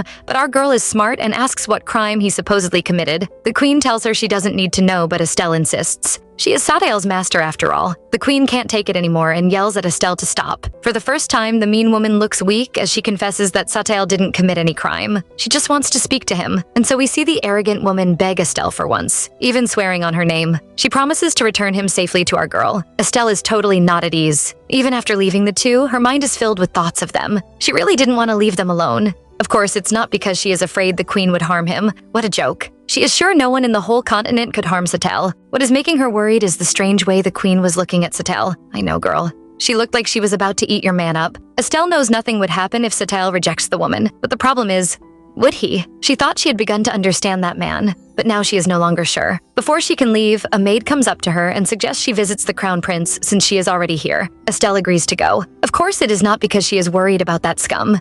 but she just wants to see how far their prank on him has gone. After all, it might be something she will have to face one day. The first thing Estelle notices when she enters is how hot the room is. To maintain this temperature, they must have used up nearly all the firewood and coal in the royal storage. The maid tells her the prince just fell asleep. Looking at him sleeping, Estelle finds he doesn't seem warm. In fact, there is a chilling cold coming from him. Estelle is a bit scared now. This seemingly small prank Satael pulled, done without much thought. It is enough to control the life and death of humans. The sleeping prince wakes up suddenly and sits up in surprise when he sees Estelle. He wasn't expecting her to come and see him. She tells him she was just checking on him. The prince says if news came that he died, he is sure she will be the happiest to hear it. He asks her to come closer and pulls her to sit next to him. He warns her to pray for his recovery, because if he dies, he will request for her to be buried with him as his final wish. He knows his mother will do anything to honor her son's last wish. Who is this sick weirdo? Estelle gets nervous and tells him she is really praying for his recovery, because if he disappears, she will also be kicked out of the palace. The prince is pleased with her answer and tells her she is right. It is only because of him that she is still able to live in this palace. So, she has to stop entertaining those useless thoughts. It seems Estelle's fears are confirmed. There is nothing innocent about the queen's request for Satael. As soon as Estelle leaves, the queen starts fantasizing about Satael pleasuring her. Seeing they are alone, she quickly asks him to move closer, ready to start devouring him. However, the man himself isn't very welcoming. As soon as he approaches, Satael tells the queen she has only two choices. 1. He tells her the cure for her son's illness. 2. She can get down on her knees and lick his foot, right now. Ayla knows this is all wrong. First, the crown prince's disease is something even the best doctors couldn't cure. So how could a mere servant boast of having a way to get rid of it? And even worse, this servant dares to ask the empress to lick his toes because she showed him a little bit of favor? Normally, Ayla would have had this ignorant and arrogant servant dragged out immediately, but her body refuses to obey. Instead, she finds herself standing up and kneeling before him. She is blushing so hard she can't even speak. She keeps stammering and staring at him. This is it. The man she has always dreamt of having is right before her eyes, close enough to reach if she stretches out her hand. And so, without a shred of dignity, the queen begs for it, not to mention his foot. Even if Satael asked her to lick his shoes, she is okay with it. All she desires is just a taste of him. What a finished woman. Over at the crown prince's room, Estelle is also facing her own problems. This one is in the form of an arrogant man who believes he is the only reason she is still hanging around in the palace. And although Estelle hates to admit it, the man is not wrong. After the death of her mother back then,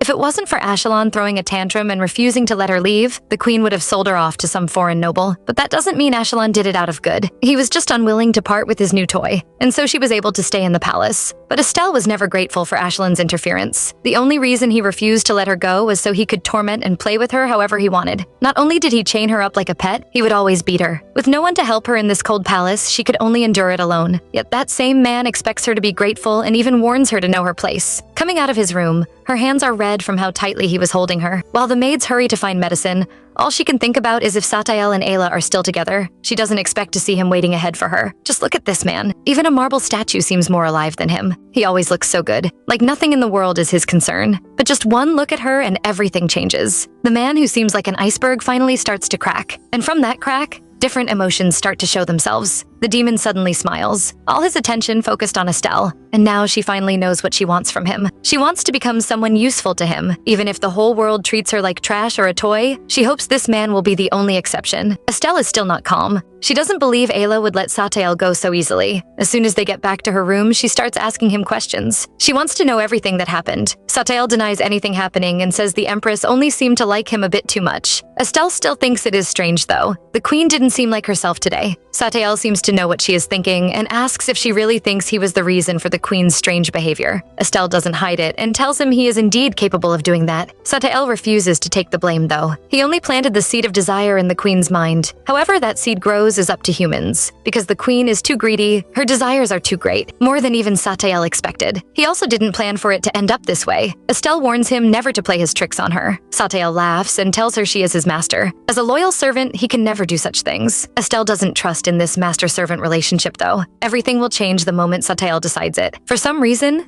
this truth is very bitter for her to hear. Before she can sink into her sad bubble, her demon starts asking his own questions. Because of the smell of medicine on her, Satael guesses she went to see the crown prince. Estelle doesn't deny it. Satael isn't pleased and asks when she became friends with the crown prince, enough to visit him. Estelle stammers out her answer. She just wanted to confirm something. Her demon is very displeased. He grabs her and places her on his lap. He has always told her she is his, so why does she insist on always carrying the scent of others back to him? To him, that means only one thing. She wants to have another round with him. Estelle is shocked to hear those words. How did they come to this? Of course, Satael is just looking for another excuse to have fun with her. It is only through enough scolding that he finally lets her go. Estelle, however, has one request for him. He has to teach her how to cure the crown prince's illness. Then she can negotiate with the emperor. In the emperor's office, his subordinate has just informed him that everything has been prepared for the empress's birthday celebration. Hearing this just makes the king more tired. His plan was to use the banquet as a way of announcing the ice castle as a symbol of good luck. Then he would show off the power and might of his imperial family. However, now that his son Ashelon has fallen sick, everything is ruined. The only way to solve all these problems is for the crown prince to be cured. At this moment, the king expresses that he really needs a drink. He must really need that drink because for some reason he starts thinking about his daughter even though the thought of her makes him uncomfortable. All his actions, giving Estelle the royal family name even when she was just the child of a slave, recognizing her as royalty, everything was done for just one reason: to see her mother finally smile, even if it was just for a moment. However, till the end, all he got was her emotionless face. That woman was really cold-hearted, and because she couldn't adapt to the sudden cold of the north after her years of living under the burning sun, she soon fell greatly ill. But never once did she show any weakness. For the emperor, if Ilyana had just pretended to love him and submitted herself to him, he would have done everything for her. But their relationship was doomed to fail from the start, and so when Ilyana's daughter begged on her knees for him to save her mother, he ordered the child to be taken away. No matter how much Estelle begged, not even firewood was given to them. If he could go back to that time, Hastion is sure he wouldn't have made the same choices. Regret is all that fills the emperor now, but he has no time for that. There have been rumors that the Marchioness of Parsilia has become obsessed with his daughter. He doesn't trust the woman and wonders what she is up to this time. Suddenly, the person he has been asking about is said to be visiting him. The emperor quickly asks them to let her in,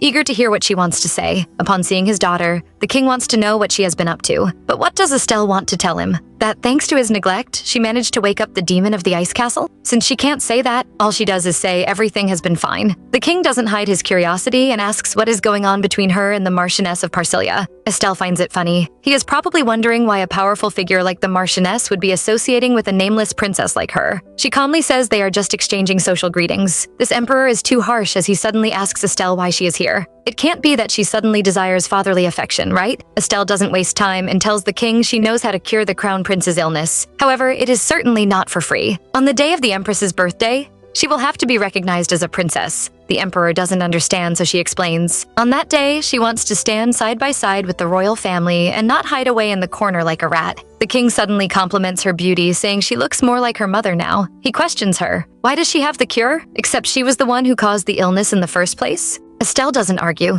She simply asks him if he believes she has the ability to create a sickness even the best doctors can't cure. The king knows the ability of his daughter and drops that topic. No matter where the cure comes from, he doesn't care as far as his son is healed. He suddenly asks Estelle if she is interested in the throne. Our girl refuses and says she dares not have such thoughts. The king warns her not to cause any trouble. It was, after all, too noisy when he brought her mother back. He can't handle another mess of that sort. Just thinking about it gives him a headache. Hearing this vile man speak about her mother almost drives Estelle mad. If he had sent a doctor or medicine back then, or even shown concern with a word or two, her mother would never have died so painfully. But she knows she has to control her temper. The time isn't right yet. The king accepts the deal. After all, even if she is of low status and class, she will always remain a Hartan. Our girl is having a dream. She is back to the night her mother died. A younger Estelle begs her mother not to leave, but Ilyana promises they will always be together, as long as they are both thinking of each other. The last thing her mother says is, "I love you." Estelle wakes up crying. It was all just a dream. Just as she is sobbing, Satael appears beside her. His heart aches seeing her crying so hard and he wants to know why. Estelle explains she just dreamt of her mother passing away while Satael cleans her tears. Estelle doesn't know if it is because she met Hastion, but it is a memory she really doesn't want to remember. "Don't cry," Satael suddenly tells her. Estelle tells him how glad she is that he is by her side. Sometimes his presence feels like that of an angel. She knows he is not, but to her, he is her angel. Satael desires to hear more. Her praise has stirred up his feelings and he suddenly leans down to kiss her. Satael is such a sweetheart. That kiss wasn't only to calm Estelle's mind down,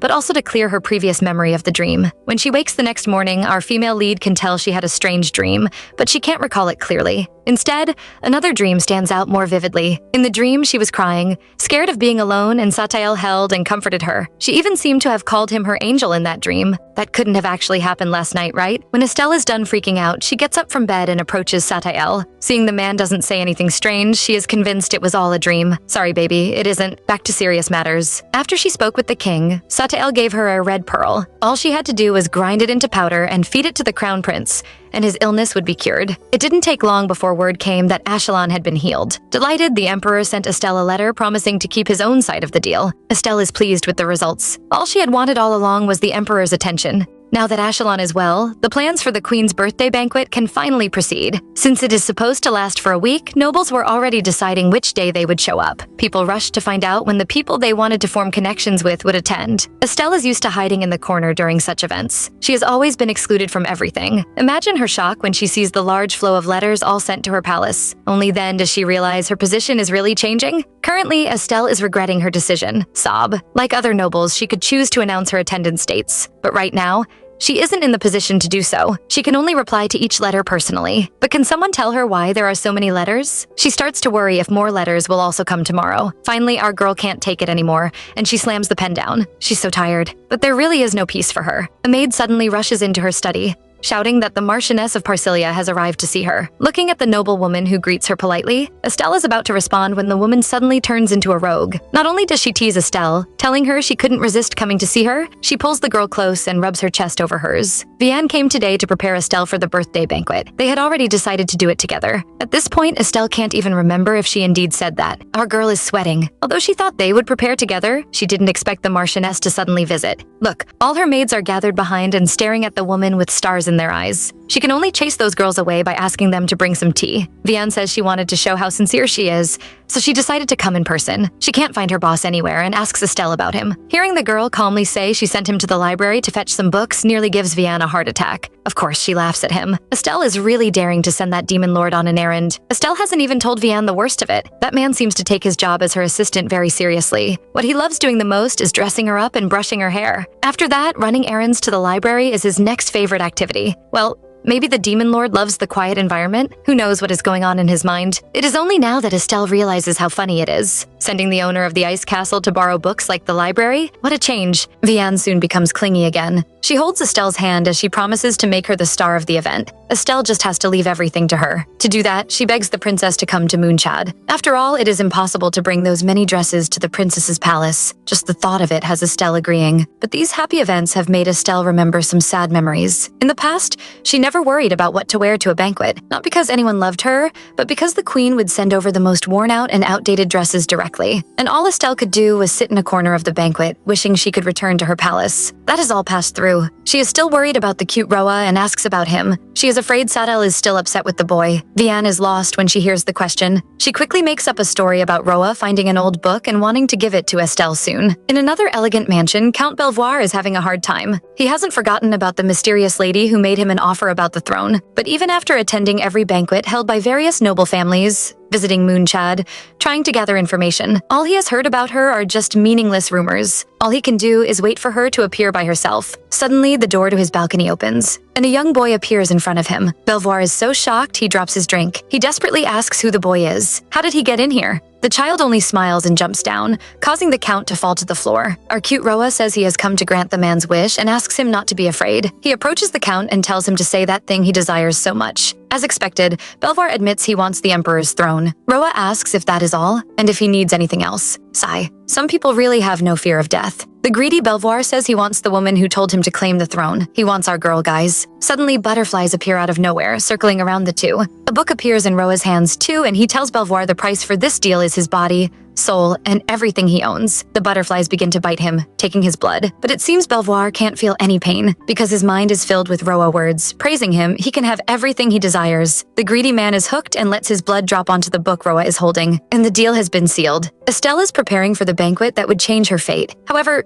it is quite hard. Why? It's all because of the picky Vianne. Nothing Estelle wears seems to please her. As a result, our girl goes to Moonchad almost every day. Yet Vianne isn't satisfied and makes her change dresses several times. It isn't until the day before the banquet that Vianne finally finds a dress that suits Estelle. Staring at the girl, she declares this banquet is going to be Estelle's coronation, the day the princess becomes the queen of high society. Estelle is pleased with her look and thanks Vianne. The woman doesn't need her thanks, though. She isn't the one who made Estelle this good. All she did was dress Estelle up. Besides, it isn't possible for someone to become a queen overnight. This isn't a storybook. Everything from dressing to manners to speech and even their gaze. A queen has to have all these things. And Estelle does. All Vianne did was make her shine even brighter than she already did. Just hearing these simple words makes our girl start to blush. It isn't her fault, though. Ever since her mother died, there has been no one complimenting her. No, That isn't correct. There is someone else, Satael. Estelle is horrified to find herself thinking of that man again. Vianne has no idea the princess is already in another world and wants to know who taught her manners. It looks different from their northern continent norms,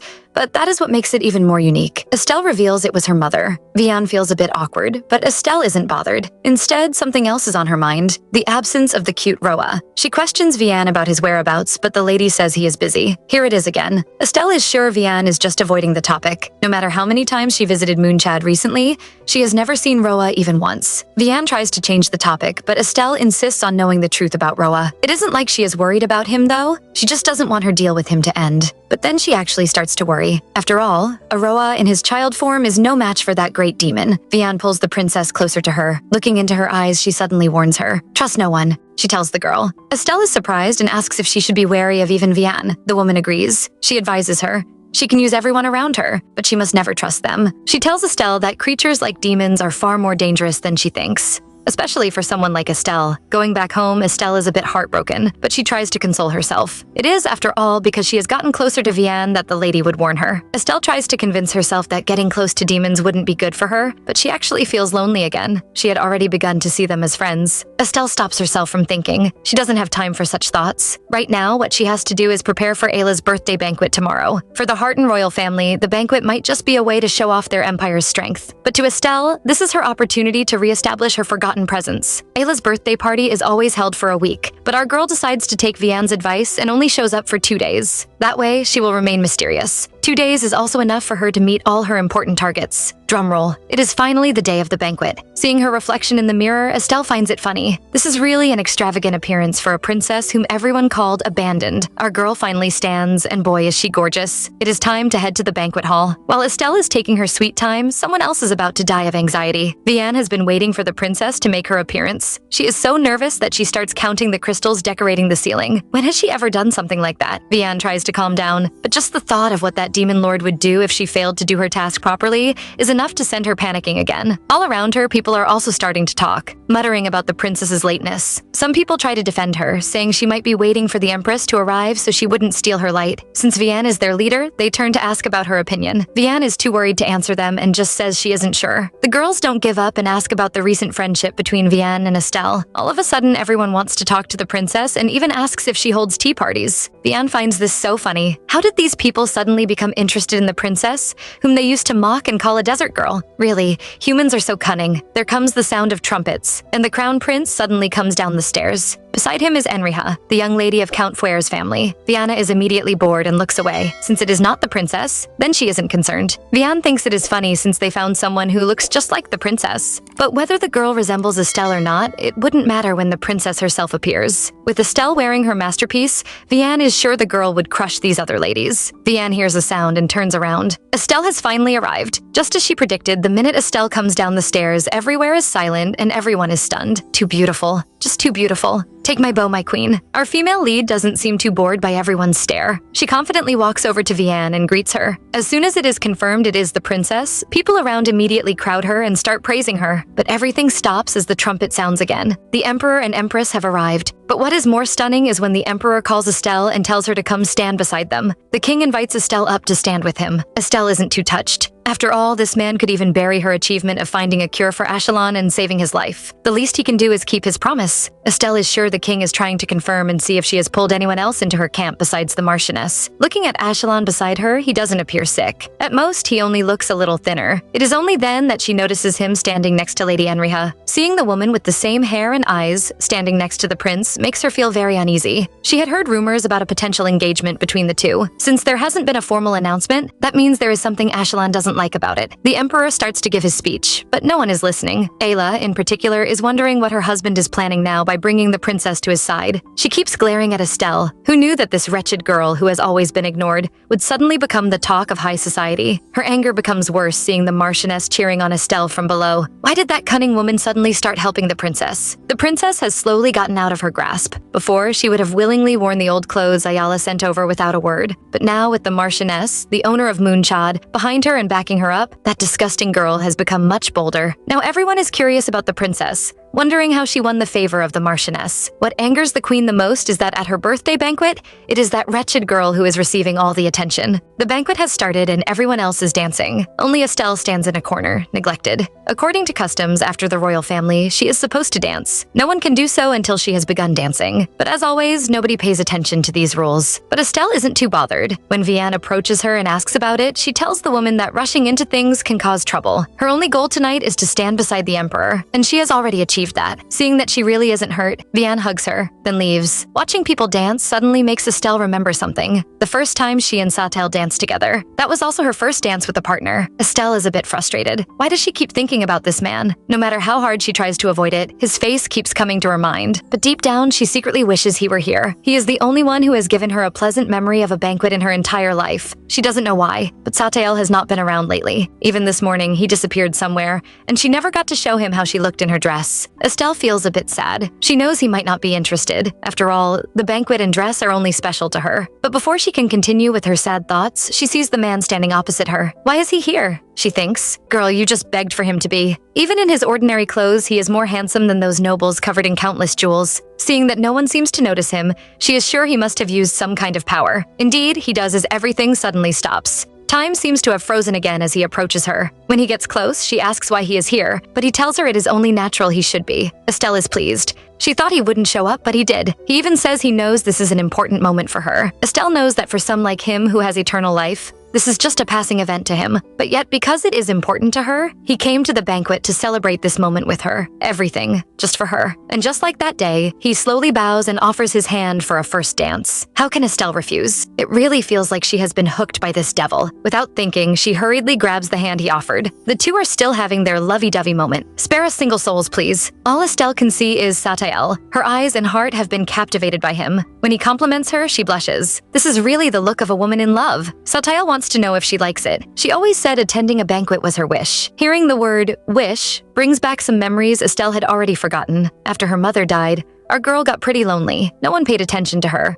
And most days, she wouldn't get to say a single word to anyone. In order not to go crazy, she had to create an imaginary friend in her head. He was called Angel, and he had black wings and silver hair, and loved to stay in her favorite library. She was just a child. And doing that was her only refuge. Guys, I'm crying. Curse that royal family. To that friend, she told all her wishes. Her desire to fly in the sky and watch the royal palace from up there. Her desire to have a room full of pretty dresses no one can have, and another room for beautiful jewel necklaces. Her wish to attend a grand banquet wearing a beautiful dress and dance with a handsome prince. All were childish and naive wishes only a child could think of. After listing those wishes endlessly, she would always end with the same request. Just like the guardian angel in her book, she wished for her angel friend to stay by her side forever. She even made a pinky promise with him. Guys, are you thinking what I'm thinking? Back to the present, Estelle remembers those things with a smile. Her being able to endure her lonely childhood was thanks to that imaginary figure. She had completely forgotten about him until now. Well, girl, you seem to have forgotten someone else too. When he doesn't receive a response from her, Satael assumes she doesn't like the banquet. Estelle tells him it is okay, but it is just too quiet. With just a wave, Satael manages to control everyone and make them start dancing. It is weird for Estelle to see. Time hasn't resumed. Everyone is still frozen. Yet Satael is able to control over hundreds of people and make them start dancing, just like puppets. She finds it really disturbing and her good mood vanishes. She thinks they aren't different from these people. She might be his master now, but in the end, she will just become another puppet to him. When his interest in her finally faded, she will be no different from the people endlessly dancing here. But still, Estelle can't control her heart. Even with all this, she is still happy he came to find her. But maybe, if he hadn't been so kind to her, it would be easier for her to accept she is nothing to him. Satael immediately notices something is wrong. His little master's mood has changed. Seeing her looking sad and ignoring him, he does what he thinks will make her notice him, kissing her. Estelle is shocked by the sudden kiss. He is happy she is finally looking at him and Estelle blushes. But Satael isn't satisfied with just one taste and asks if he can kiss her again. Estelle can't resist him and gives him permission. The two start kissing desperately. Sorry guys, but do you remember the people you have frozen? Satael is becoming too greedy. After that kiss, he boldly tells Estelle he wants to do more than that. But since she went through so much effort to look pretty, it would be a crime for him to ruin everything. After kissing her, he is all set to leave. Estelle wants to know if he is going to keep watching her.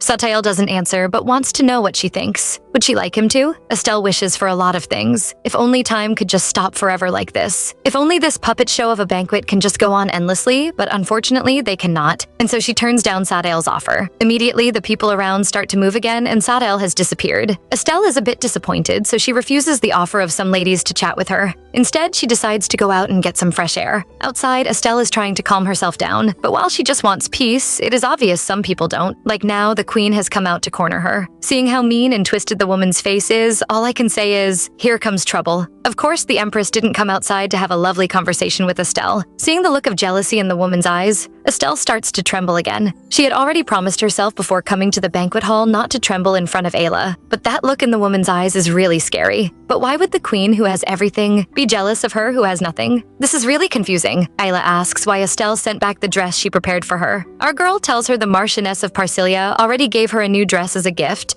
so she had to wear it. Ayla says Estelle is very beautiful and asks if it was her maid who dressed her. It seems Estelle has finally figured out why the woman is angry. Everyone knows Satael is her personal attendant, and he is the one thing the queen can't have. She doesn't deny it. But while the maids might have helped her with today's dressing, the one who really prepared everything she is wearing right now is Satael. But she isn't stupid enough to tell the queen that. Turns out Ayla isn't as stupid as she looks. Oops, sorry. She immediately figures out that Satael was the one who dressed the princess. With no care for her image, she starts screaming and pulling Estelle's hair. She demands to know if Satael was the one who sent a maid to insult her on purpose. Poor Estelle really has no idea what the queen is talking about. Just then, a voice comes from behind. The crown prince arrives and immediately orders his mother to stop. Why would she do this? He separates both of them and tells his mother to calm down. He starts questioning Estelle, asking her to explain what is going on here. Didn't you see your mother attacking someone? Before she can speak, someone grabs her from behind. Satael appears and says he has been searching for her for a while now. He gently covers her with his suit. Seeing this makes Ashelon unhappy, and he asks how Satael got in. This is, after all, not a place low-ranking servants like him could enter. The ignorant queen, whose mind is only filled with desire,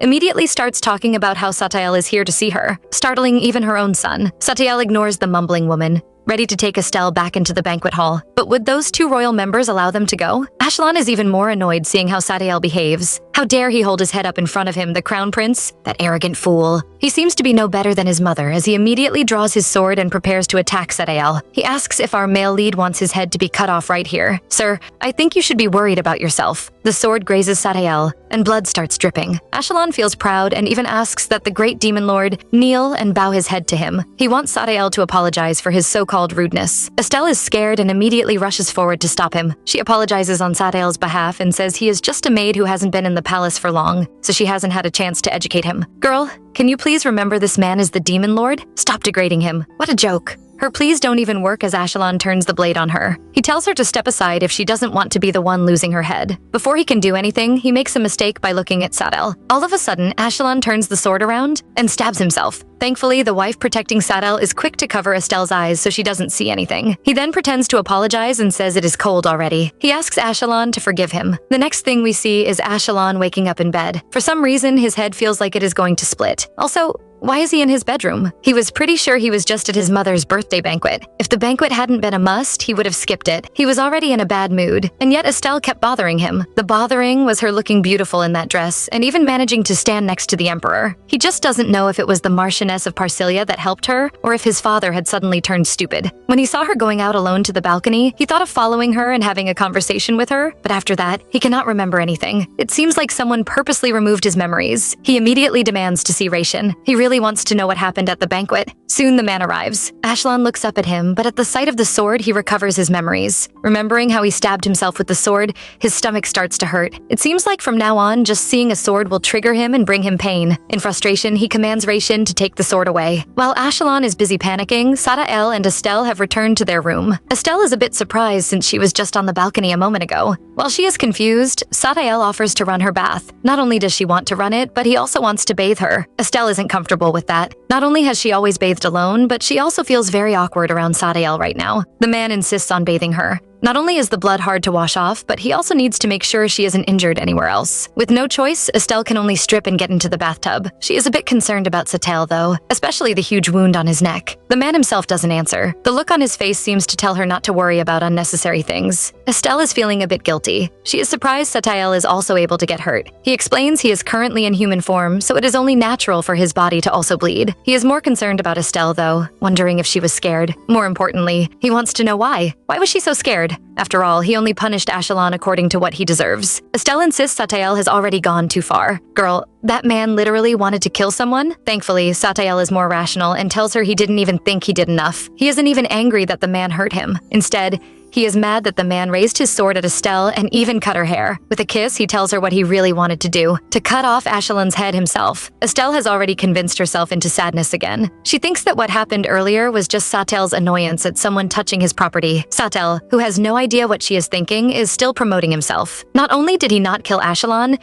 he even helped him stitch back his injury and erase the memories of all those who were there. The only thing the man has not said is praise me. Estelle finds him a bit cute also. When she suddenly realizes what she is thinking, she is alarmed. Has she also gone mad like Ayla over this man? But still, she can't blame him though. After all, everything only happened because he was trying to protect her. She is startled when the man gets into the bathtub with her. He warns her not to protect him next time. It might be sweet, but the next time it happens, he might get really angry and then he will not be able to hold it in. Estelle promises she has heard and asks the man to let go of her. He doesn't listen though. Putting her down in the bed, it seems the couple is about to take things further. Soon, the two start to get intimate. Sigh. It seems really funny. How can a mighty god be brought down by something so simple? In Satael's case, it is boredom. Cursed to live for eternity, everything around Satael soon starts to lose its fun. Life became so dull that falling into a deep sleep seemed to be his only escape. He lived that dull, boring life until he met her. Looking at the sleeping girl beside him, he notices how fragile she is. Every time he is with her, it is like he is meeting her all over again. It feels new every time, so much so that he doesn't know how to handle it. Or is it because this is all new to him? He thought trying to read human emotions would be simple. Now he is even struggling with how to make them smile, because he lacks. He has always endured and given in to her, letting things play out the way she wants. Today was not supposed to be different, until a set of worthless animals decided to appear and cause trouble. Hugging his sweet girl, he enjoys her pleasant scent, until something occurs to him. Earlier at the banquet, Ashelon and Hastion had smelled completely different. Usually, people from the same bloodlines would have the same scent. Just like Hastion, Estelle's scent screams of Hearten imperial blood. But it is different for Ashelon. On him, there was no trace of the imperial bloodline. Instead, his scent was closer to Count Belvoir's. It seems Satael has discovered the truth. Just like us,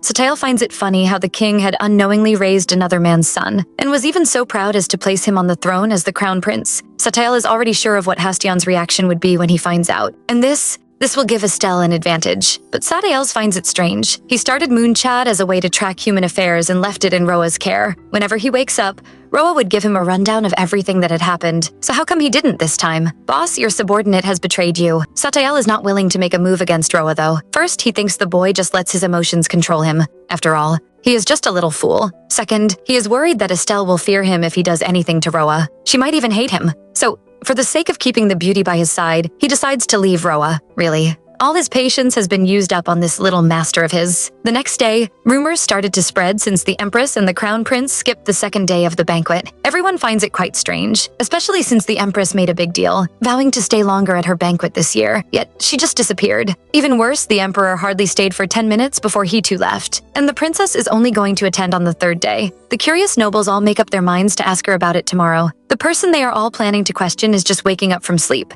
And boy, does she want to die. Not only is her throat dry, her whole body aches and she can't even move a muscle. That damned man. And yet he expects her to show up tomorrow. Pretending everything is fine, she is about to die. The man she is cursing appears with a tray of food. He tells her to forget about tomorrow and focus her energy on resting properly tonight. Just seeing him, Estelle is reminded of their steamy night and she starts blushing again. But this man, after last night, it seems like everything about her world has changed. Yet this man is still able to act indifferent. He offers her the tray of food. Estelle is a bit disappointed to see that all his passion seems to have vanished. She is busy feeling sorry for herself when Satael suddenly suggests feeding her. Estelle is about to die of shame. She rushes to refuse and insists on doing it herself. All through the meal, she keeps tormenting herself. Did last night mean nothing to him? She thought they had opened up to each other and everything was so real, but it seems it is all her imagination. But she can at least tell that something seems different. The third day of the banquet has arrived. This time, our girl is dressed in white, looking like an angel.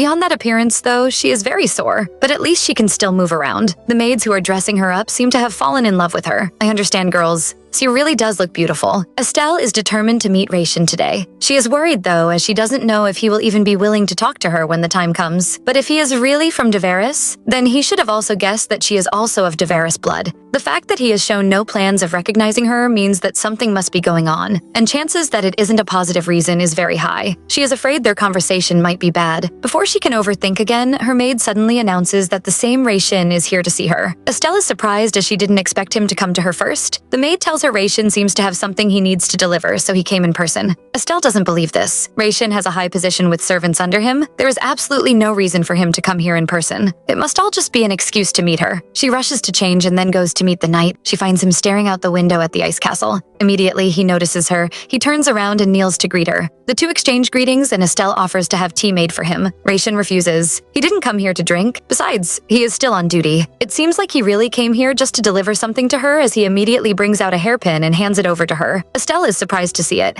That was the hairpin she wore on the first day of the banquet. It fell off while Ayla was pulling on her hair. She is confused, though. Why did he find it and even go through the trouble of returning it by himself? She collects it from him and thanks him. Now it is time for the serious question. Why did he insist on coming to see her? Raishin doesn't answer and just keeps staring at her. The two stand there looking at each other. Estelle doesn't know why, but this man seems really familiar. Or is it because he looks like her mother? Since the man isn't willing to talk, Estelle decides to do the talking. She tells him she was already planning to speak with him during the banquet. There is something bothering her, and she's been meaning to ask him this. Raishin finally speaks and says he has something he also wants to confirm, which is why he decided to come see her himself. Looking straight at her, he tells her he already knew she was a Deveris. Estelle is shocked to hear him say that. She already had a feeling he knew, but she didn't expect him to be so blunt about it. Since he is being so direct, she also asks him if he is of Deveris bloodline. If he knew, why had he ignored her all this time? Why is he trying to act familiar with her now? Is it because he wants to know how she became so close with the Marchioness of Parsilia? Raishin tells her the truth. He has no wish to be involved with her. Instead, he really wants things to remain the way they have always been, for the two of them to act like they never knew each other. Estelle thinks that is all, but Raishin suddenly asks why she made a deal with the blue-eyed demon. Estelle is now even more shocked. How does he know? Did he see what happened that night on the balcony? But Estelle is sure Satael cleared everyone's memories about that night. So how does Raishin know?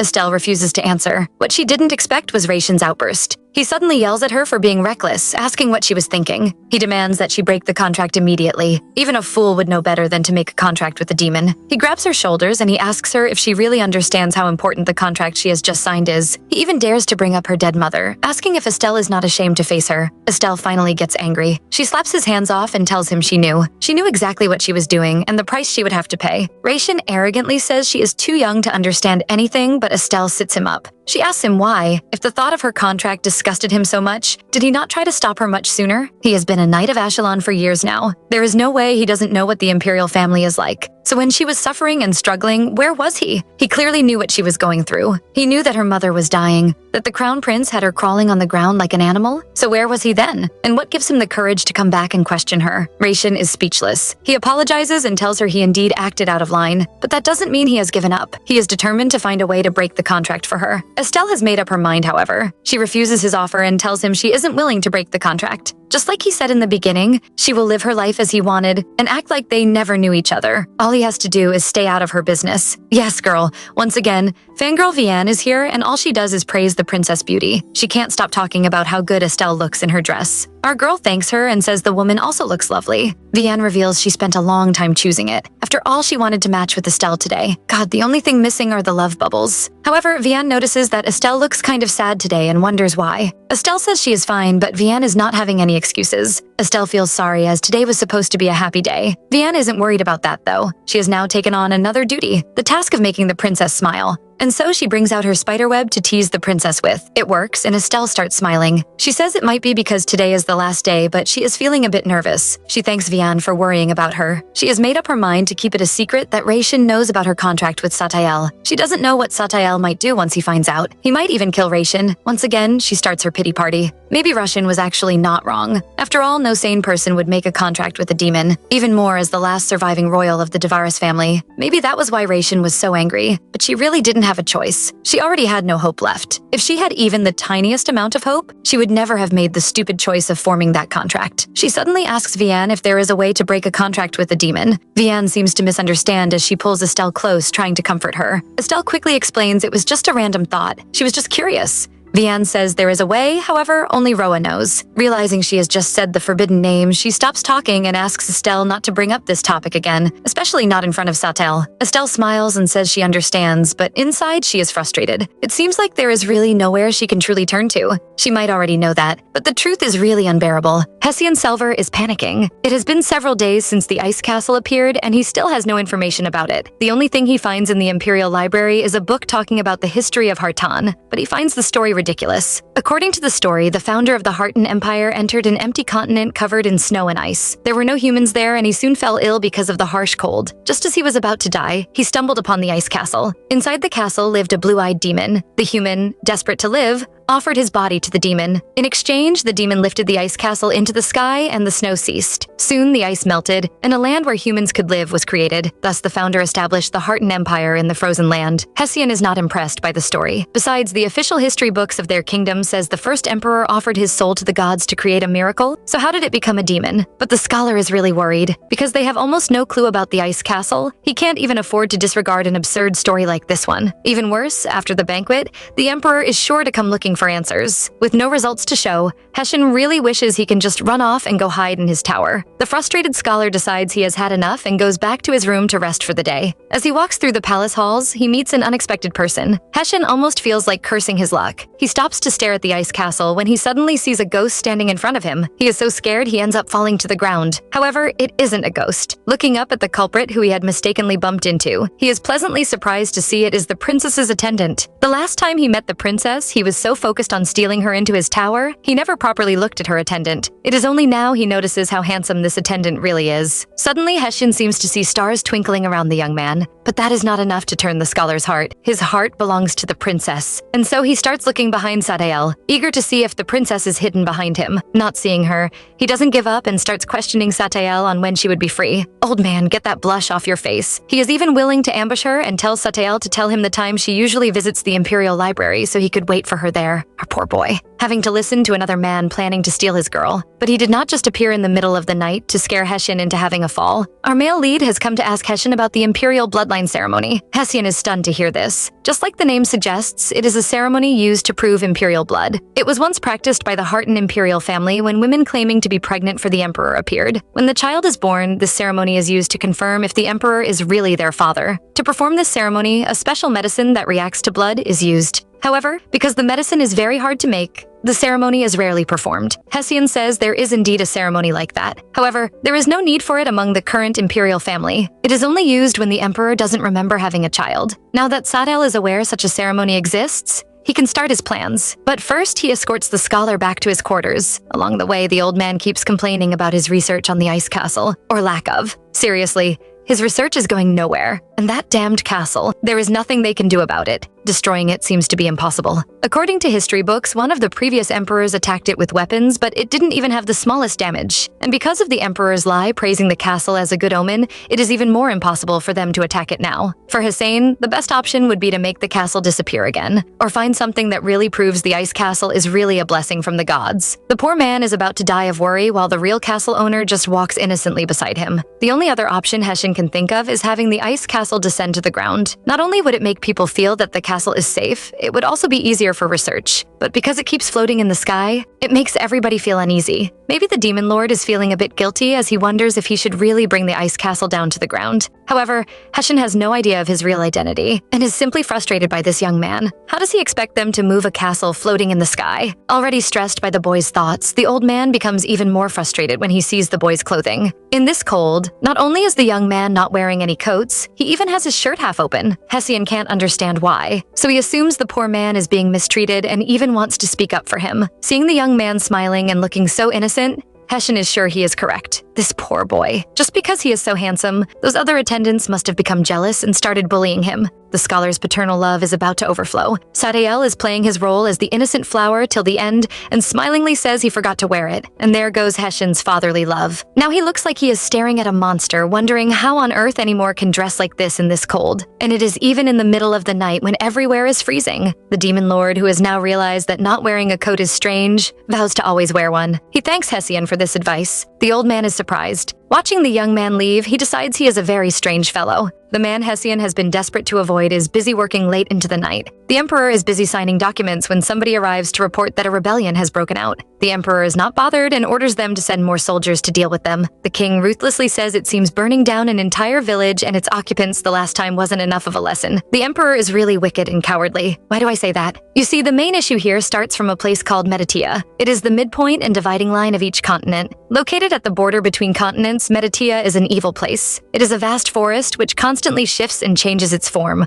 almost like it is a living being. Not only that, living inside are all sorts of strange, weird-looking animals. The whole place is like a maze. Only the most daring mercenaries or greedy merchants would attempt to pass through it, and most times, out of the 100% who pass through, only 1% would come out alive. This is where the king's wickedness shows. The villages close to the Metatea border would often suffer attacks from the strange creatures living in the forest. However, no matter how much they complained, the emperor would not do anything about it. As such, the villages could only rebel against the empire, and then the emperor would send his army to kill and destroy those villages. Imagine a king meant to protect, destroying his own kingdom. His excuse? It is cheaper to send the army to kill those villagers than for him to rebuild the walls protecting the villages from Metatea. Please, can we all burn this man? Or throw him into the Metatea forest? Once again, he plans to destroy those villages. He even goes further and asks that their heads be displayed on the streets as a warning. Before the attendant leaves, he announces that the empress has come to see him. The emperor is stunned. His wife not only skipped the grand banquet he had arranged for her, she also locked herself in the empress's palace for days. He wonders what she is here for now.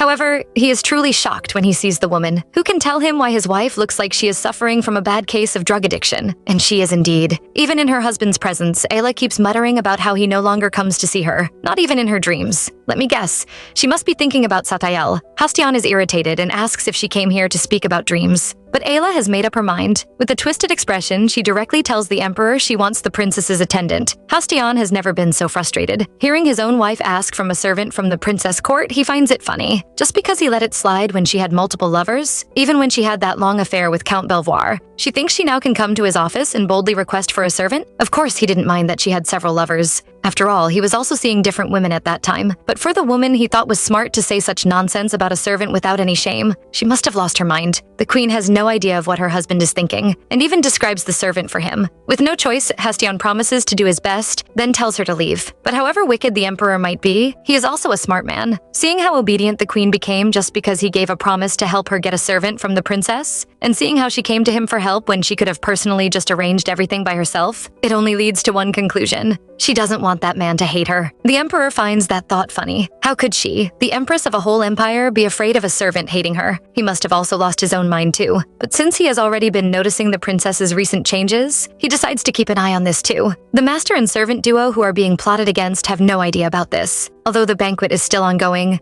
Estelle has no time to attend anymore. She is just too busy. Looking at the pile of letters and visit requests taller than the table before her, she is about to cry. And yet, she still has to go through the information Roa keeps sending her. Speaking about Roa, although she is concerned about the man, she still can't forget Vianne's warning not to trust the demons. But while she could stay away from the others, how does she deal with this demon lord who keeps coming into her room to bed her every few days? Just like now, he appears, and the two share a steamy session in the study, after which he carries her back to the bed. But the princess is very angry. She has no idea what made this demon lord upset now, making him to torture her this way. These past few days, he has been like a dog in heat. No matter the occasion, be it while drying her hair, or even in the middle of reviewing documents, he would just turn beastly. The culprit asks to bathe her and Estelle agrees. She is no longer shy like before. After the first night they slept together, she has been with him several times. She never rejected his advances because for some reason she also likes being with him. But still, even with all those passions and hot moments, something still seems to be missing. The princess can't help but feel that no matter how much of herself she has shown to Satael, even down to her deepest, darkest secret, he never seems to be affected. Maybe that is why their relationship is still lacking. After dressing Estelle up, the two decide to go on a walk in the garden. However, while on their walk, they meet a suspicious person walking around their palace. Can someone explain why the emperor is behaving like a thief? Even Estelle finds him suspicious because it is strange for the emperor to be about at such a late hour. Plus, he just happens to be taking a walk in the princess's garden? Definitely suspicious. The emperor isn't bothered by what his daughter might think. Instead, his focus is on Satael as he asks the man to lift his head. Seeing the young man's blue eyes, the emperor is certain this is the person his wife was talking about. He suddenly asks Satael if he was the one who attended to the empress last night. Hearing the emperor accuse him of staying with the empress last night, Satael rushes to defend himself. What a joke. His only master, the princess, is right here. Ashelon doesn't really believe him. He doesn't think his queen would suddenly act recklessly on her own. When Satael keeps denying, the king asks him if he is challenging him. Satael insists he doesn't know. Ashelon, looking at the handsome face of the attendant, finally sees why the queen is losing her mind over him. Not only is Satael really beautiful, but he also doesn't show any hint of fear before the emperor. The king thinks he is really arrogant. He is, however, interested in knowing why Satael turned the empress down. It is, after all, a good thing to be the empress's favored lover. Why would Satael prefer to remain a lowly servant in the princess's palace? Estelle is already feeling bad hearing this, but Satael stands up for her. He apologizes and tells the king he is really satisfied with his current position. The emperor believes Satael is just pretending to be uninterested and demands he says the truth. When Satael insists he is really satisfied with his position, the king becomes confused. The demon lord proudly says the princess is the reason for his existence. Hearing this, Estelle starts blushing immediately. The emperor is also impressed by Satael's loyalty and starts laughing. Estelle is more embarrassed now. She is sure the king must have misunderstood this as Satael being in love with her and the reason for him wanting to stay. She blames Satael for making the king misunderstood, although he isn't wrong. If they hadn't made that contract, he would never have had a reason to live among humans in the first place. However, she still finds him shameless. The king asks Satael to leave because he wants to speak to the princess alone. To his surprise, the man doesn't move. It is only when Estelle agrees that he leaves. The king is amazed to see the servant who disobeyed him only listening to the princess's orders. So ridiculous. The father and daughter head into the palace to talk. Ashelon is pleased to see the place still looking the same. Estelle must have taken good care of the place since nothing seems to have changed since his first love. Estelle's mother died. Estelle is amazed to hear the king say this. He practically abandoned the place with no support. It was Satael who brought the place back to life. She is even more disgusted when her father mentions the greenhouse her mother built. She knows the king is aware that Ayla tore it down after her mother died. Hearing him speak so casually now just makes her sick. The emperor tells Estelle why he is here today. The empress has requested for her servant. However, he doesn't want any trouble in the palace, so he tells Estelle it is up to her to handle it however she wants. Although he says he isn't going to interfere, he still advises Estelle to hand over her servant as a birthday gift to Empress. Seeing Estelle still silent, he asks if she doesn't want to give up the servant because he is now her bed companion. Estelle really isn't ready to let Satael go, especially not to Ayla. She tells the king that and asks what she can do in exchange. She is ready to pay any price just to keep Satael by her side. The king threatens Estelle and reminds her she is nothing. He warns her not to get ahead of herself just because she got some attention at the banquet. If she still wants to keep that princess title, she must learn how to obey. He doesn't stop there and mocks her, saying she has lowly blood. He warns her to behave like a member of the imperial family and stop letting her lowly status show more than this. Estelle knows what she has to do. To keep living in this cursed palace, she will have to send Satael straight to the Empress's palace, but she doesn't want to. Knowing her servant will never submit to Ayla, Estelle also doesn't want to see him serving someone else. She can't stand the thought. Not willing to lose her lover, Estelle volunteers to head to the Meditia border. She knows the border has been abandoned by the kingdom, but what choice does she have? Desperate to keep Satael, she is even willing to leave the palace. But she also has another plan. If she keeps staying in the palace, she won't be able to build her own forces and gather her powers. But if she leaves, she can bring in some external forces. The sly girl tries to convince the emperor she is doing it for his own good since nobody in the palace likes her presence. She is willing to leave them and go out to suppress the rebellion. The king mocks her, asking if she really thinks she can handle that. Estelle knows she must never let the man know her plans. She pretends to have no goals nor any intention of rebelling against the imperial family. She says she just wants to run away. Liar. For the second time since her mother's death, Estelle begs her father for something, to let her leave.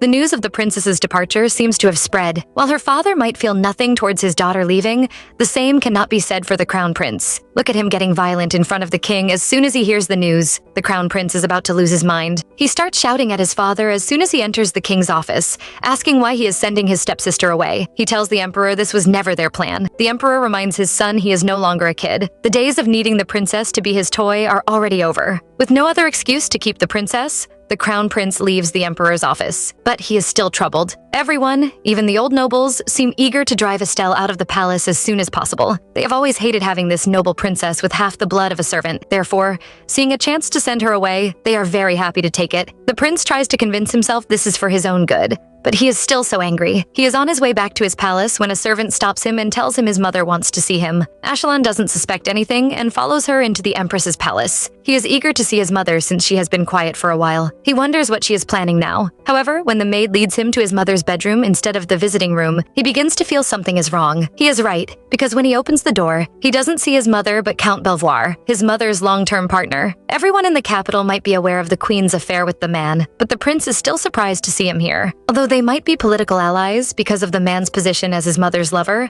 they had never really gotten close. Most times, they would only exchange a few words whenever Belvoir visited the empress's palace. Just like us, Ashelon is confused as to why the count is here, especially when he says the empress is asleep. But it seems they aren't the only ones here. Someone immediately steps out from behind the queen's bed. Belvoir says the person has been requesting to see the crown prince, so he arranged this meeting for the two men. Ashelon is sure the new man must be another one of his mother's lovers. He becomes angry at Belvoir for dragging him all the way here just to introduce him to the queen's lover. I don't know about him being the queen's lover, but that new man is definitely Roa, the man the princess has been worried about. Turns out her worry was in vain. Roa is definitely fine and even has the strength to laugh at the prince, who immediately feels disrespected by him. He tries threatening the demon, but Roa just tells the prince he is here to assist him. The ignorant prince doesn't know he is facing a demon and is still shouting, asking for someone to appear. He finally notices something is wrong when he hears how silent the whole palace is and starts panicking. Roa isn't bothered by the prince's drama. He tells the man to listen to him first. He says he came here because he and the prince share the same goal. Weakened at last, the prince is ready to hear what Roa has to say. Knowing how crazy Ashelon is about the princess, Roa is sure he doesn't want her to leave. Turns out he has come up with a plan on how to keep the princess trapped in the palace. Since both men don't want to see her leave, why don't they work together to keep her trapped forever with them? Ashelon is moved by this. You see, he has always had a weird desire that his stepsister remain by his side always. Even after he ascends the throne, until the day he breathes his last and is buried in his grave, she must be by his side. He even wants her to be buried with him in death, because that is his right. Since everything in this palace belongs to him, that means the princess does too. What a twisted man. Well, twisted men. Estelle is dealing with 3 twisted and crazy men. Because why will these 3 psychopaths decide that the best way to keep the princess with them will be to drag her down to the very bottom? All because of their desire for her. Estelle has no idea misfortune is coming her way. Well, more misfortune because she is just being informed now that her servant has finally been transferred to the empress's residence. Satael requests for some alone time so he can tell Estelle goodbye. The girl herself refuses to speak to him, even when he promises not to stay for long as the empress's attendant, and even when he promises to come after her when she leaves for the border, she doesn't say a word. Satael dresses her one more time, and then the great demon lord actually kneels before a woman. Seeing her avoiding him, he reminds her he would have to leave once the day breaks. Instead of spending these last moments together, is she really going to keep avoiding him like this? Satael doesn't want their last meeting to end this way. After reminding Estelle he will soon be leaving, he asks if she is going to spend the whole time ignoring him like this. But our girl is just heartbroken. She can't bear the thought of losing her man to the empress. Even worse, this ignorant man doesn't seem bothered by it all. She asks him exactly this, how he feels about being separated from her. Satael finds it funny because the only way she can ever truly get away from him is if she leaves the northern continent entirely. No matter where she is, he will always be able to find her. Only by crossing the Meditia and fleeing to another continent will she be able to get rid of him. Oh boy, those words are going to bite you in the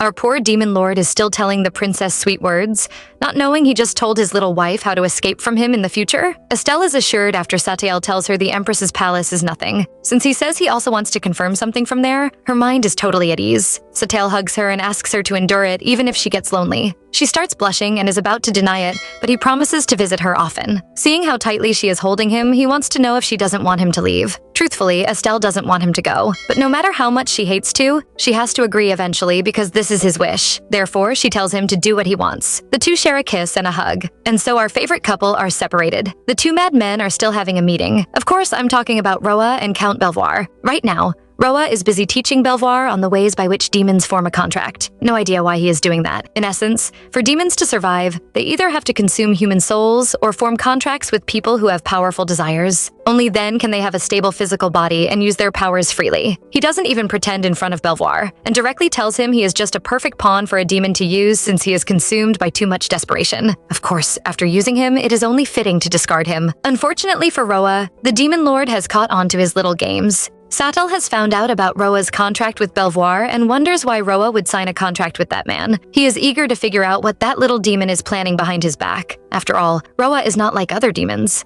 Since he has absorbed Satael's power, he is probably stronger than most. Therefore, Satael is going to have to keep a closer eye on him. Our male lead didn't just come out to the Empress's palace to have fun. He has his own reasons for heading to the Empress's palace. He has barely arrived at her palace when the Empress herself comes out to welcome him. Not only is she dressed beautifully, she also has makeup on. She really looks different from the half-dead queen we saw last episode. However, all her joy fades when Satael asks her if she wants him to hate her. After chasing all the servants away, she is about to apologize when suddenly, blue roses suddenly appear and bind her tightly. However, through it all, Isla still has that dumb, lost-in-love look, even blushing. Satael is disgusted by how low she has fallen. He doesn't understand why humans are always so weak to their own desires. Just a little temptation and a little whispers and they destroy themselves. Well, there is an exception. He thinks of a particular girl who is different from the rest. No matter what, she never falls apart. Instead, it is him who first did. She would agree with him and accept his desires, but never for once did she desire him first. Satael is dissatisfied with this, especially since there was once a time her whole life revolved around him alone. You see,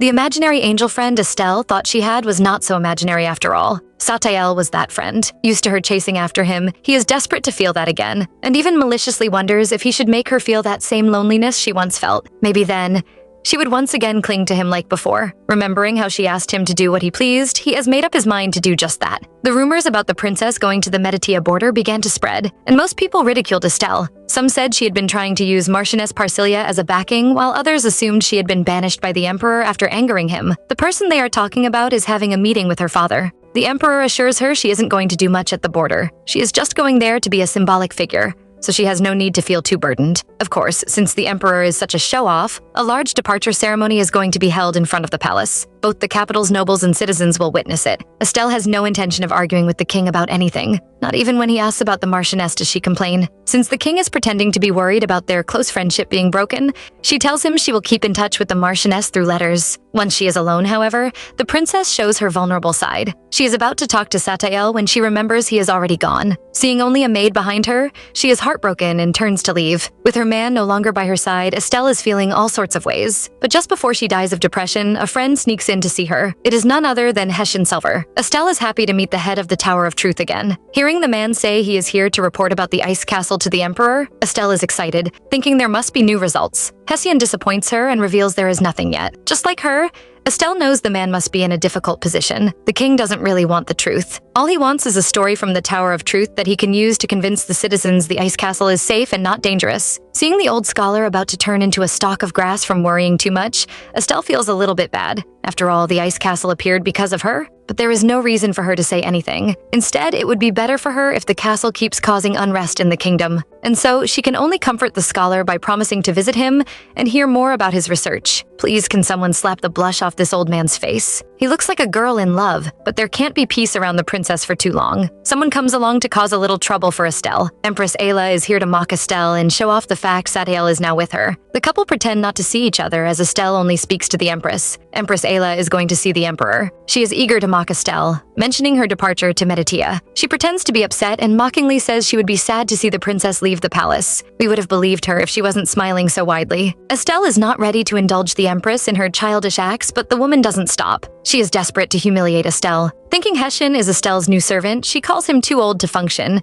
and advises Estelle to be more careful while choosing an attendant. Estelle knows the Empress is just trying to humiliate her using such rude remarks. She reveals Hessian's identity. He is the Grand Scholar and the Master of the Tower of Truth. Estelle has noticed something strange, though. Ayla might have been bold before, but she has never been this reckless. She seems to have changed ever since the birthday banquet. Done mocking her stepdaughter, the Empress decides to leave with her people. Estelle isn't bothered by the woman's words, but more by the fact that Satael didn't even look at her once during the whole conversation, and now he is leaving. Although she is sad, she still has to apologize to Hessian on behalf of the Empress. The scholar is quick to assure her everything is fine. He believes the princess's concern for him is more than enough. Deep inside, he is actually grateful to see the princess apologize to a commoner like him. Seeing the princess still looking sad, he starts panicking. He tries to cheer her up and gives her a special pass that grants access into the tower. No matter if he is there or not, She will be able to visit the tower anytime. The two praise themselves. Estelle says she doesn't deserve such a gift, while the old scholar insists there isn't a person more fitting to visit the Tower of Truth than her. Seeing how sincere the man is in inviting her, she gives in and promises to visit his tower soon. The two are enjoying their conversation. What they don't know is that upstairs, a certain jealous demon lord is watching them, and he clearly isn't happy. Estelle has no idea her demon lord is now jealous. She is feeling very pleased with Hessian's gift and can't stop looking at it. She needs to relax, so she decides to visit the Imperial Library. The library is the only place she feels safe in this huge palace. Seeing the different attitudes the librarians have for her now, she finds it funny but also very troublesome. Back then, anytime she visits the library, there would be people mocking her and glaring at her for no reason. Now all they do is bow to her wherever she goes, which is just as worse. But our girl isn't the type to keep thinking of the past or holding grudges, so she leaves them. She goes to her favorite spot in the library,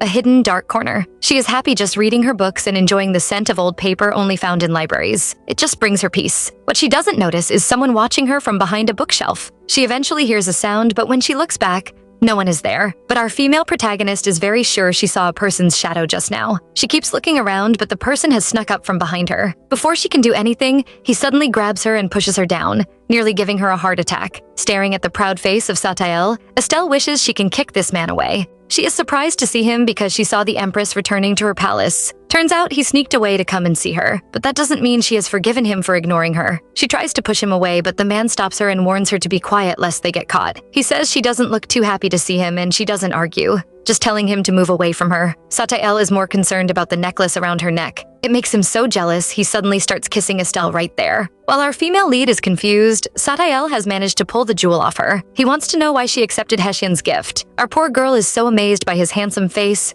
she can't even give a full sentence. When she doesn't answer, Satael assumes she is planning to run off to the Tower of Truth. Estelle is not a pushover, and she reminds him it has nothing to do with him. Satael isn't happy to hear that, and this time he really seizes Estelle's necklace. He doesn't listen when she tries to get it back. Instead, he is more focused on getting intimate with her right there and now. Unable to bear it any longer, Estelle forcefully pushes him away for the first time. Satael is surprised by this, but his jealousy is about to kill him. Estelle finally tells him the necklace is a pass into the tower. And yes, she plans to go as soon as she has the chance. Satael is eager to do some things not suitable for children, but Estelle is not in the mood. She is worried about her reputation. No matter how hidden, this place is still a public library. The starving Satael doesn't wait for her protests and immediately kisses her. The two are both red in the face when the kiss finally ends. But Satael doesn't plan to just stop. Now Estelle is amazed by how shameless he is. Such a sneaky guy. No wonder people who make a deal with the demon always meet a miserable end. Satael isn't done with her yet and wants to know if she missed him, but Estelle isn't going to fall for this demon's seduction. She pushes the hungry man away and, looking at her messed up clothes,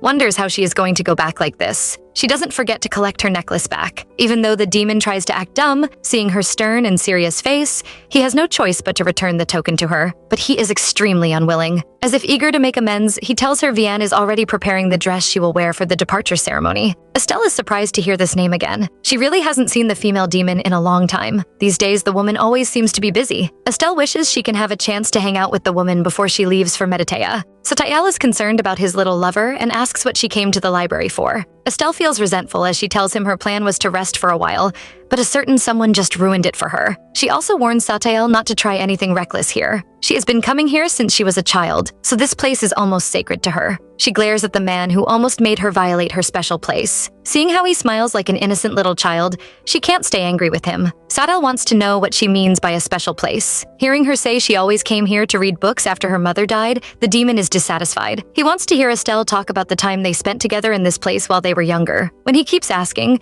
she finally admits she made up some imaginary friends to play with. Seeing Satael smiling so much, she has no idea why he would be so happy. She is sure he must be making fun of her. What our female lead doesn't know is that her imaginary friend was actually Satael. So, while she thinks it is embarrassing to have created imaginary friends to play with, he doesn't find it embarrassing. Instead, the demon wants to hear her talk about that imaginary friend. You narcissist. You just want to hear her praise you. Estelle thinks he is acting very strange. Why is this cold, boring man, who is always indifferent to everything else, suddenly interested in her imaginary friend? But she still falls into his trap. Although her memory about that time is a bit unclear, she knows the friend she imagined was an angel, just like the ones you see in fairy tale picture books, or the kind little children imagine. Estelle truly can't remember. She doesn't know if he had wings or not, but he was very beautiful. Satael tells her it might not really be an angel. Even if it was, It was a bad angel who abandoned her. So why did she like that angel so much? Estelle isn't happy to hear him insult the angel she imagined. For Estelle, that angel never abandoned her. She just grew tired of the angel, and so stopped imagining it. Satael tells her the angel itself must have been very disappointed because Estelle was the one to abandon it first. Estelle tells him it doesn't matter since everything was just her imagination. Satael can't tell her the truth, and so he just agrees with her. However, Estelle can notice his strangeness. He is suddenly upset, and even his smile looks sad. She orders him to return to the Empress's palace, and when he asks about her, she dismisses him and says she can take care of herself. Satael suddenly can't take it anymore and tells her she is too stubborn. She has never listened to him, not when she was young and even more now that she has grown. Estelle is shocked to hear these words, but before she can question him, he suddenly disappears. Seeing that he is gone, she seems a little sad he didn't say a proper goodbye. Returning back to her palace, it suddenly feels so cold to her now. She really wishes the departure time could come already. She really wants her man back. For some reason, she misses his cold touch today. It might not have warmed her, but it was still the best thing for her. Over at the Empress's palace, she is busy destroying everything in her room. She can't understand why, after managing to steal Satael from the princess, she still can't enjoy his warm embrace. Although she is eager to forcefully take the servant, she is afraid of him hating her, and so she can do nothing. Desperate for some help, she begs someone or something to help her, and her prayers seem to have been answered. A figure suddenly appears in her room. She mistakes him for Satael at first, but it turns out to be Roa. When the Crown Prince and Count Belvoir arrive, Roa has already bedded the Empress. He doesn't even feel any shame sleeping with Belvoir's partner or being seen by her son, not like the son is concerned about his mother. He is only focused on the news Roa gave him, that Estelle might be a Deveress. He finds it hard to believe, but Roa assures him that it can't be faked. And besides, Ashelon already has one Deveress by his side, so he should know these things best. Ashelon is terrified that the man knows his deepest secret. Roa isn't concerned with that, however. All he needs is for Ashelon to perform well at the departure ceremony. As long as the men all follow his lead, everyone would get what they desire. Once the men leave, however, Roa finally shows some weakness. He is only using half the power Satael gave him, and yet his body is already weak. He still can't handle the power, but he knows he has to leave before Satael gets back. Before he can escape, he runs into someone, Marchioness Vianne. Roa is happy to see her, but before he can greet her, she does so first, by giving him a very hard slap. Go girl. She doesn't even feel pity seeing his cheek turn red. She is sure Roa must be out of his mind. She doesn't understand why he is doing this. They all know it is impossible for any of them to ever win against Satael. So why is Roa going against him? She begs the other demon to come back to his senses and give up. However, Roa asks her if she knows what Satael feels for the princess. Because he has received some of Satael's power, he can practically feel the demon lord's emotions. Everything Satael feels, he can feel it also. Maybe that is why his own emotions are so messed up and he is going crazy. All he knows is that he wants the princess so badly. It is so bad that he feels he will die if he can't have her. Since he also wants to live, he has to do everything to get her. He can't control himself. Vianne can do nothing about these stubborn men and so goes to present the princess's departure ceremony dress to her. As usually, Estelle loves everything Vianne makes and praises the woman, making her blush. But Vianne also feels bad seeing this kind and sweet girl. She feels even more guilty when the princess keeps talking about Roa and how she wouldn't get to see him before leaving. Estelle is grateful to Roa for all the information he sent. That was the reason she was bold enough to suggest going to the borderlands. Estelle might want to meet Ria,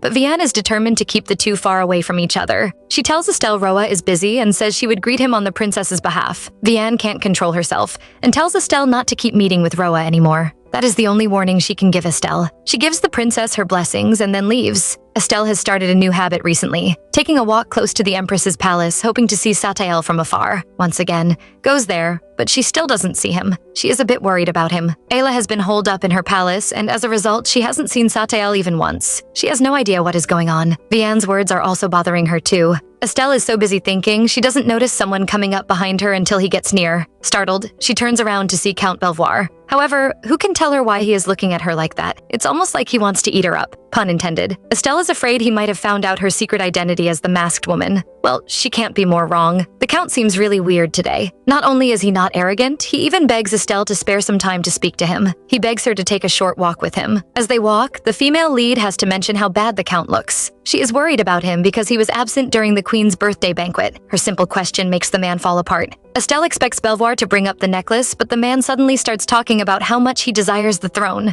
Estelle is shocked to hear the Count say this. Although no one is around, it is still a risk saying something like this inside the palace. This isn't something a smart person like the Count would do, just like Ayla. Everyone seems to be abnormal these days. The Count is still talking. He tells Estelle he is really regretful. Ever since he met a strange man, everything has just changed. He is no longer himself. He might have desired the throne and the princess, but he never intended to go this far or get it this way. Desperate, he grabs the princess and begs her to believe him. He wants her to know it isn't his fault, but is all because of that strange man. He can't take it any longer, so he came today to warn her. Before he can say anything, a demon suddenly appears. Seeing the child appear, Estelle is startled. However, the Count's reaction is even more strange. He directly runs away. Now Estelle is suspicious. Why would the Count run away so quickly when he saw Roa? Plus, for some reason, she feels uneasy around Roa. She asks him if he knows Count Belvoir, but the crafty demon lies. He says the Count was probably scared just like normal humans would be. He says the princess is the strange one here. She must have gotten used to Satael's aura, and that is why she is no longer afraid of demons. Estelle is a bit afraid when she looks at Roa. He looks just like Count Belvoir did. However, the look is gone so quickly, she thinks she must have imagined it. Roa says he came to wish her well on her journey to the borderlands. Hearing him say that, Estelle assumes she must have imagined his strange look. There's no way Roa can be that kind of person. She also prays he gets what he desires. Roa tells her what he desires is somehow hard to get, although he knows it is impossible to get it and he should just give up. He just can't seem to stop even though he knows it would be better to let it go. Estelle tells him she believes in him. As long as he wants to, he can actually do it. Roa blushes when he hears this and thanks her for believing in him. Before leaving, he promises to always be by her side. He reminds her to call him if something dangerous happens. He will protect her.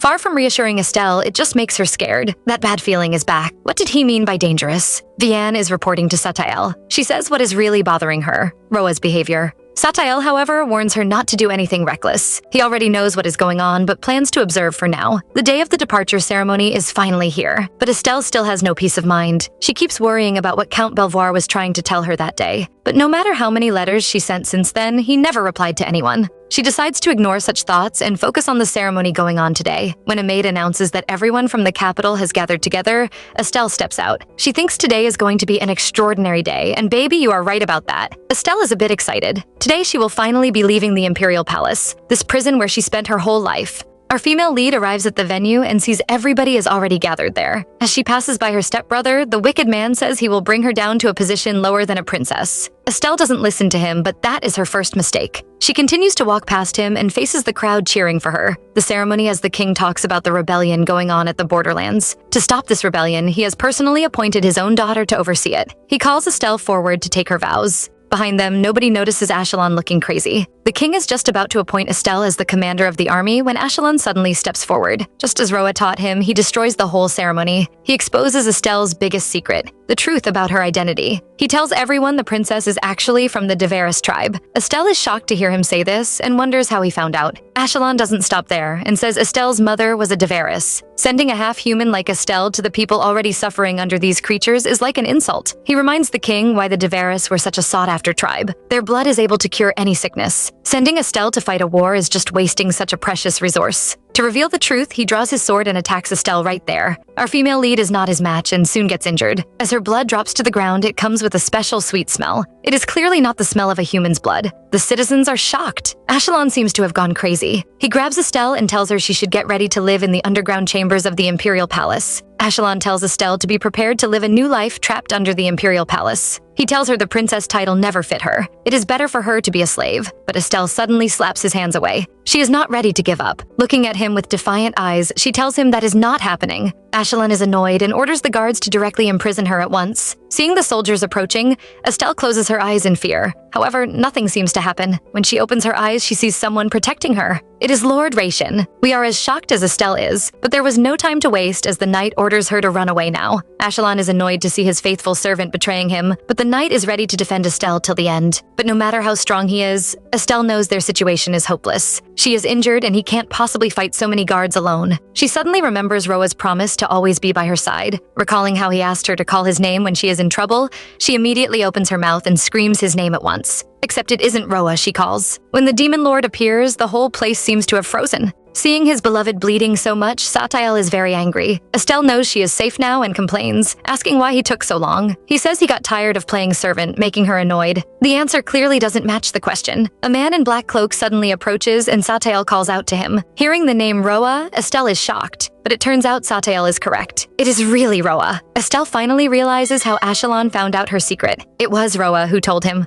Satael thinks Roa is very bold to have set up such a big play just to achieve what he wants, but he is sorry to disappoint the boy. Roa boldly say that was his plan. He knows Satael also has limits to what he can do in the human realm, so that is why he was unrestrained. But he thought too lowly of Satael's feelings for Estelle. Roa seems to suddenly understand this and asks Satael if he is really planning to cross the line. Satael finds it funny because who can stop him if he decides to do it? Roa tries to talk about rules, but Satael reminds him, who created those rules? He tells Roa he is really still naive. Suddenly, blue roses appear and wrap around Roa, trapping him. Satael turns to Estelle and tells her not to run away or be scared. The ice castle, which has been hanging up in the sky, suddenly moves. The citizens are all amazed, looking up at it, until it suddenly comes crashing down to the ground. Everybody is scared and runs away. Satael says this is their punishment for failing to recognize their rightful master. Turning to his lover, Satael asks her to prove she is not scared of him by coming along with him. Looking up at him, Estelle doesn't take his hand, but instead wraps her hands around him. Satael is happy and asks her to rate his performance. He thinks he deserves to be called an angel. Estelle is already feeling dizzy and weak, so she can't reply to this narcissist guy. Seeing that she has lost a lot of blood,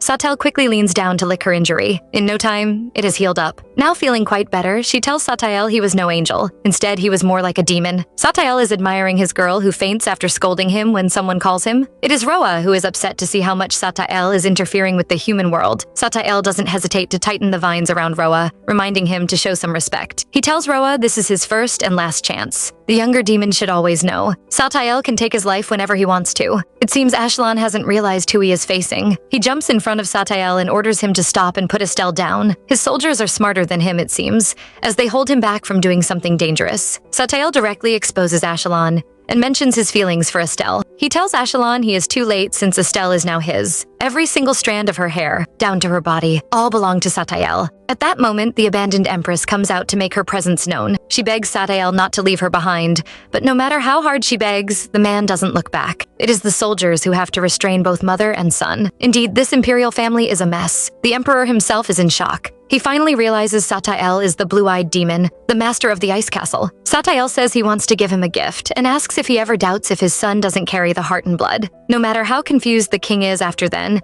Satael doesn't explain further, leaving the man frustrated. That day, the rumors spread throughout the empire. The blue-eyed demon had returned and leveled his ice castle to the ground. He directly crushed the imperial palace in front of everyone in the square. Everybody is excited to see that the blue-eyed demon they thought was a legend actually exists. Soon, the news of the demon lord's existence drowned out all the rumors of Estelle being a Deveris. Instead, the entire northern continent was filled with rumors about the demon lord who vanished into the snow with the princess. But the story soon became strange. At first, it was all about how the demon made a contract with the princess and therefore brought calamity upon the empire because of his master. Soon, it turned into a story of twisted love between a princess and a demon. Not everybody believes those rumors, though. For example, the scholars of the Tower of Truth feel it is a disgrace to spread such rumors about the master of the castle. Plus, how could the princess be taken by a demon? Hessian warns his boys to stop talking and instead focus on packing. They have no time left. The other scholars are worried about the heavy snowfall. Since the ice castle came down, there has been continuous snowfall for 2 days. They can't leave in such weather. Of course, the scholars have already tried to research the ice castle. Although it remains at the heart of the capital, it is covered by a thick mist. No matter who enters, the person will just keep wandering around, losing all sense of direction until they end up exactly where they started. The scholars are worried about the missing princess. They want to know if the princess's attendant was really the blue-eyed demon. They all ask Hessian since he is the only one who ever spoke to the demon lord. Hessian says things are really complicated. Though Satael served at the princess palace for so long, no one ever sensed anything off about him. Even worse, now that he is gone, not a single soul in the palace can remember his name. The whole court was afraid when they realized that. It is like everybody's memories were all manipulated. Hessian tells his scholars to stop asking questions and to keep packing. The attendants don't understand why they have to leave, though. To them, it is better to stay in the palace and research about the ice castle. They don't want to walk away from knowledge. Hessian warns them not to involve themselves in the palace matters. Once the snow stops, they will all return to the Tower of Truth. If they stay here any longer, they will all die. He remembers the task the emperor gave him. After ordering Hessian and his scholars to do something about the castle, the emperor told him to perform the blood rite ceremony. Hessian is shocked to hear this, but the king orders him to do the test quietly without a single person knowing anything. Now remembering all these,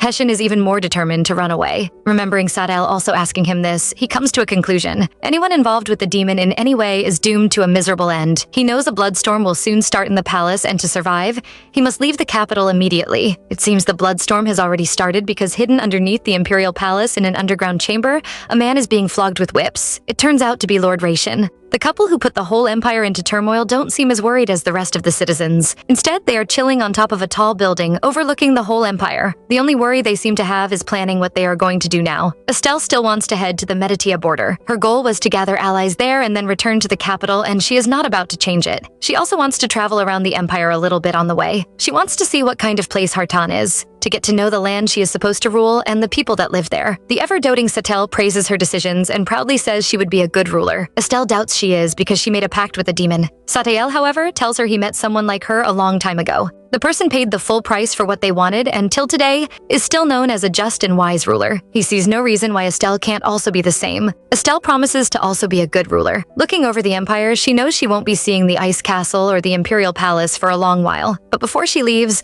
there is just one person she wishes to see for the last time. Lying in an underground chamber and tied up, Lord Raishin is suffering from the Crown Prince's torture. The Mad Prince keeps telling him to speak and confess where Estelle has gone. Since the knight refuses to speak, the prince gets frustrated, insults him, and leaves in anger. Left alone, Raishin is tired. He is about to give up until he remembers the advice his mother gave him. She begged him never to give up and never to lose his pride as a Devaris. She was the shaman of the Devaris tribe, but unfortunately, she died. Before she died, she asked her son to send a message to the princess and tell the princess about her. Raishin always remembered that promise, but by the time he got to the palace, the last princess of Devaris, Ilyana, was already dead. Raishin knows he is a coward. Not only did he ignore Princess Estelle's pains when she was a child, he also justified his silence as protecting her. He even blamed her for making a pact with the demon when he knew it was despair that led her to do it. The truth was that he didn't want to face how powerless he was, and that was why he defended the princess during the departure ceremony. He wanted to atone for all his sins towards her, and it led him to an underground chamber. Raishin thinks it is a good way to die for someone like him. He doesn't expect someone to tell him he is wrong. Looking up, he is stunned to see the princess urging him not to give up.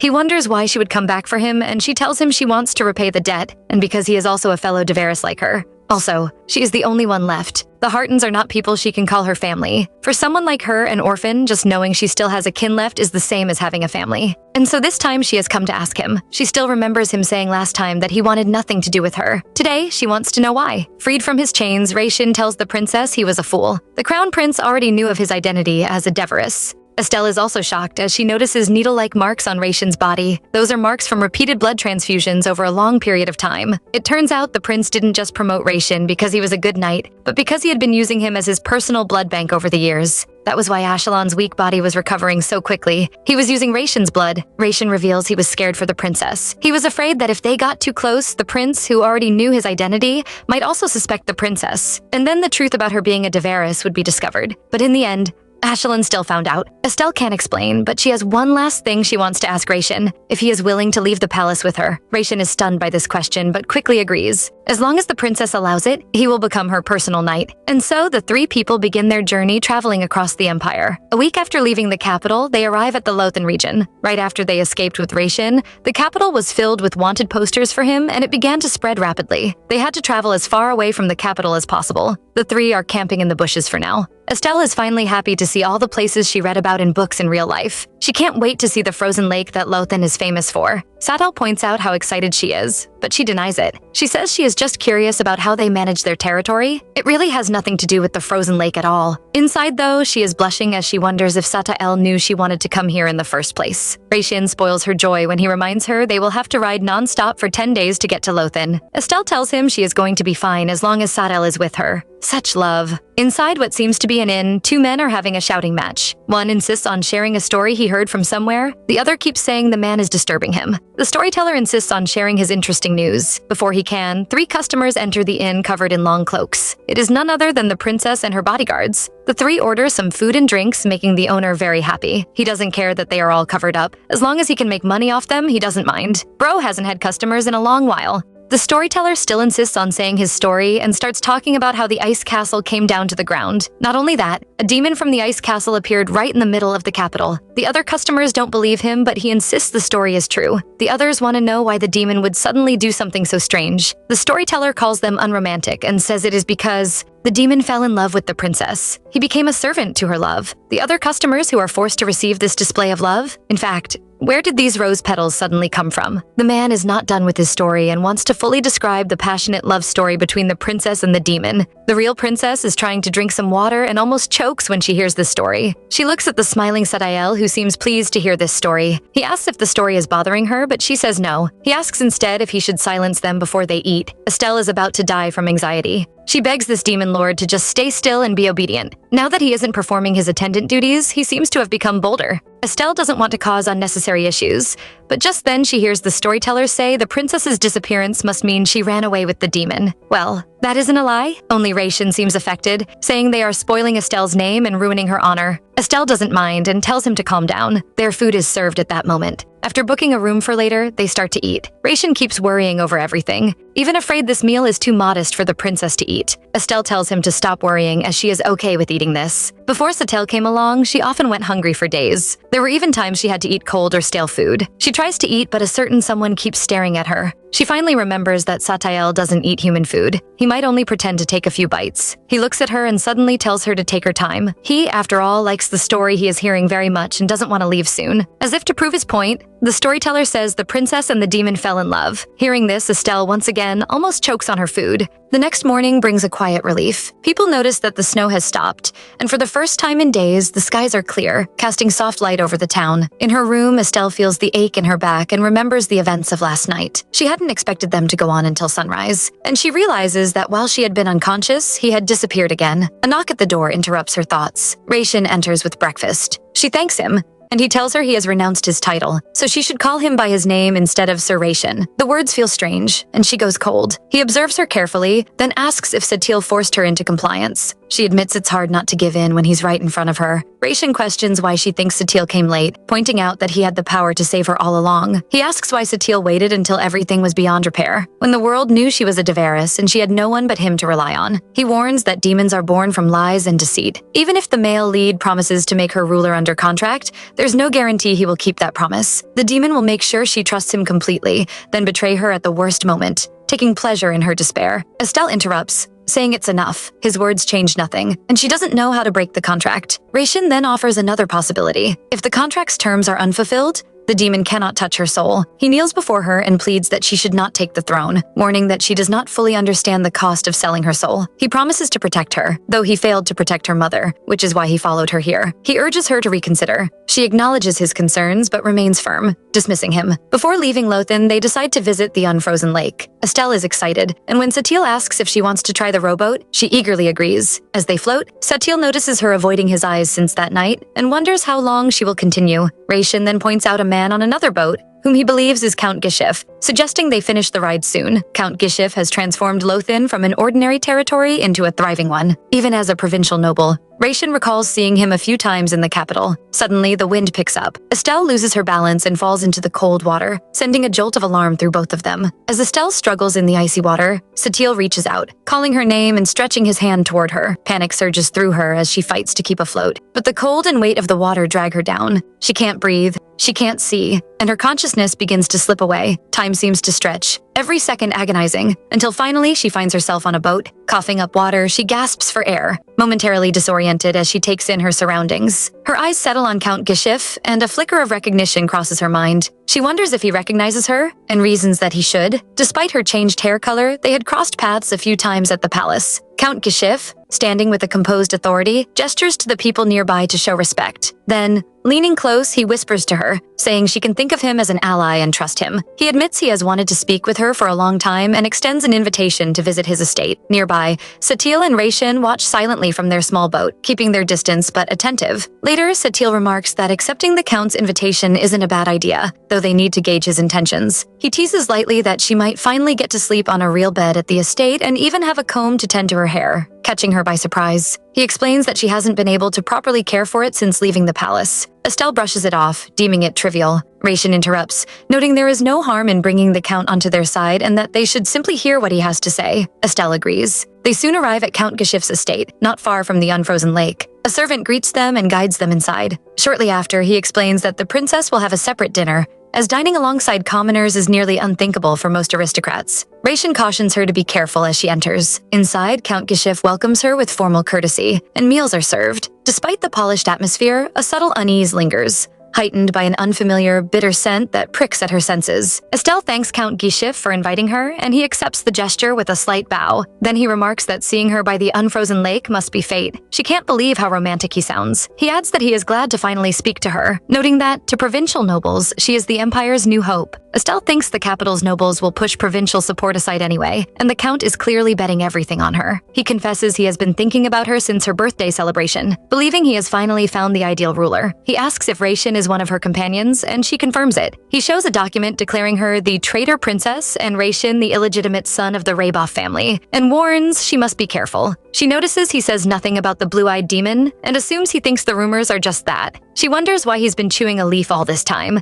and he apologizes, saying it is a personal indulgence. Suddenly, dizziness hits, and she collapses. As her vision fades, she hears him say he had planned to treat her kindly. In her thoughts, she recalls Satael's expression when she fell into the lake and the hidden emotion in his blue eyes, silently hoping he won't be late this time. Elsewhere, Raishin notices they have been walking far and asks how much farther. The servant remains silent, so he draws his sword. A door opens and armed men rush them. He quickly takes them down and binds them, then asks if there are others. Turning, he sees Satael standing calmly, doing nothing. Raishin questions why Satael involves himself in human chaos, and Satael answers simply that it is fun. Meanwhile, Satael reflects on Estelle's words before their visit. She can't fully trust Count Guichif, and he had told her to find anything they could use against him. Raishin, growing impatient, thinks they should have started checking the mansion already. He stares at Satael, noting how troubled the blue-eyed demon seems. He recalls that Satael is a primordial being of unknown origin, a demon even his mother, a powerful sorceress, could not awaken. Raishin muses that hard demons grant wishes,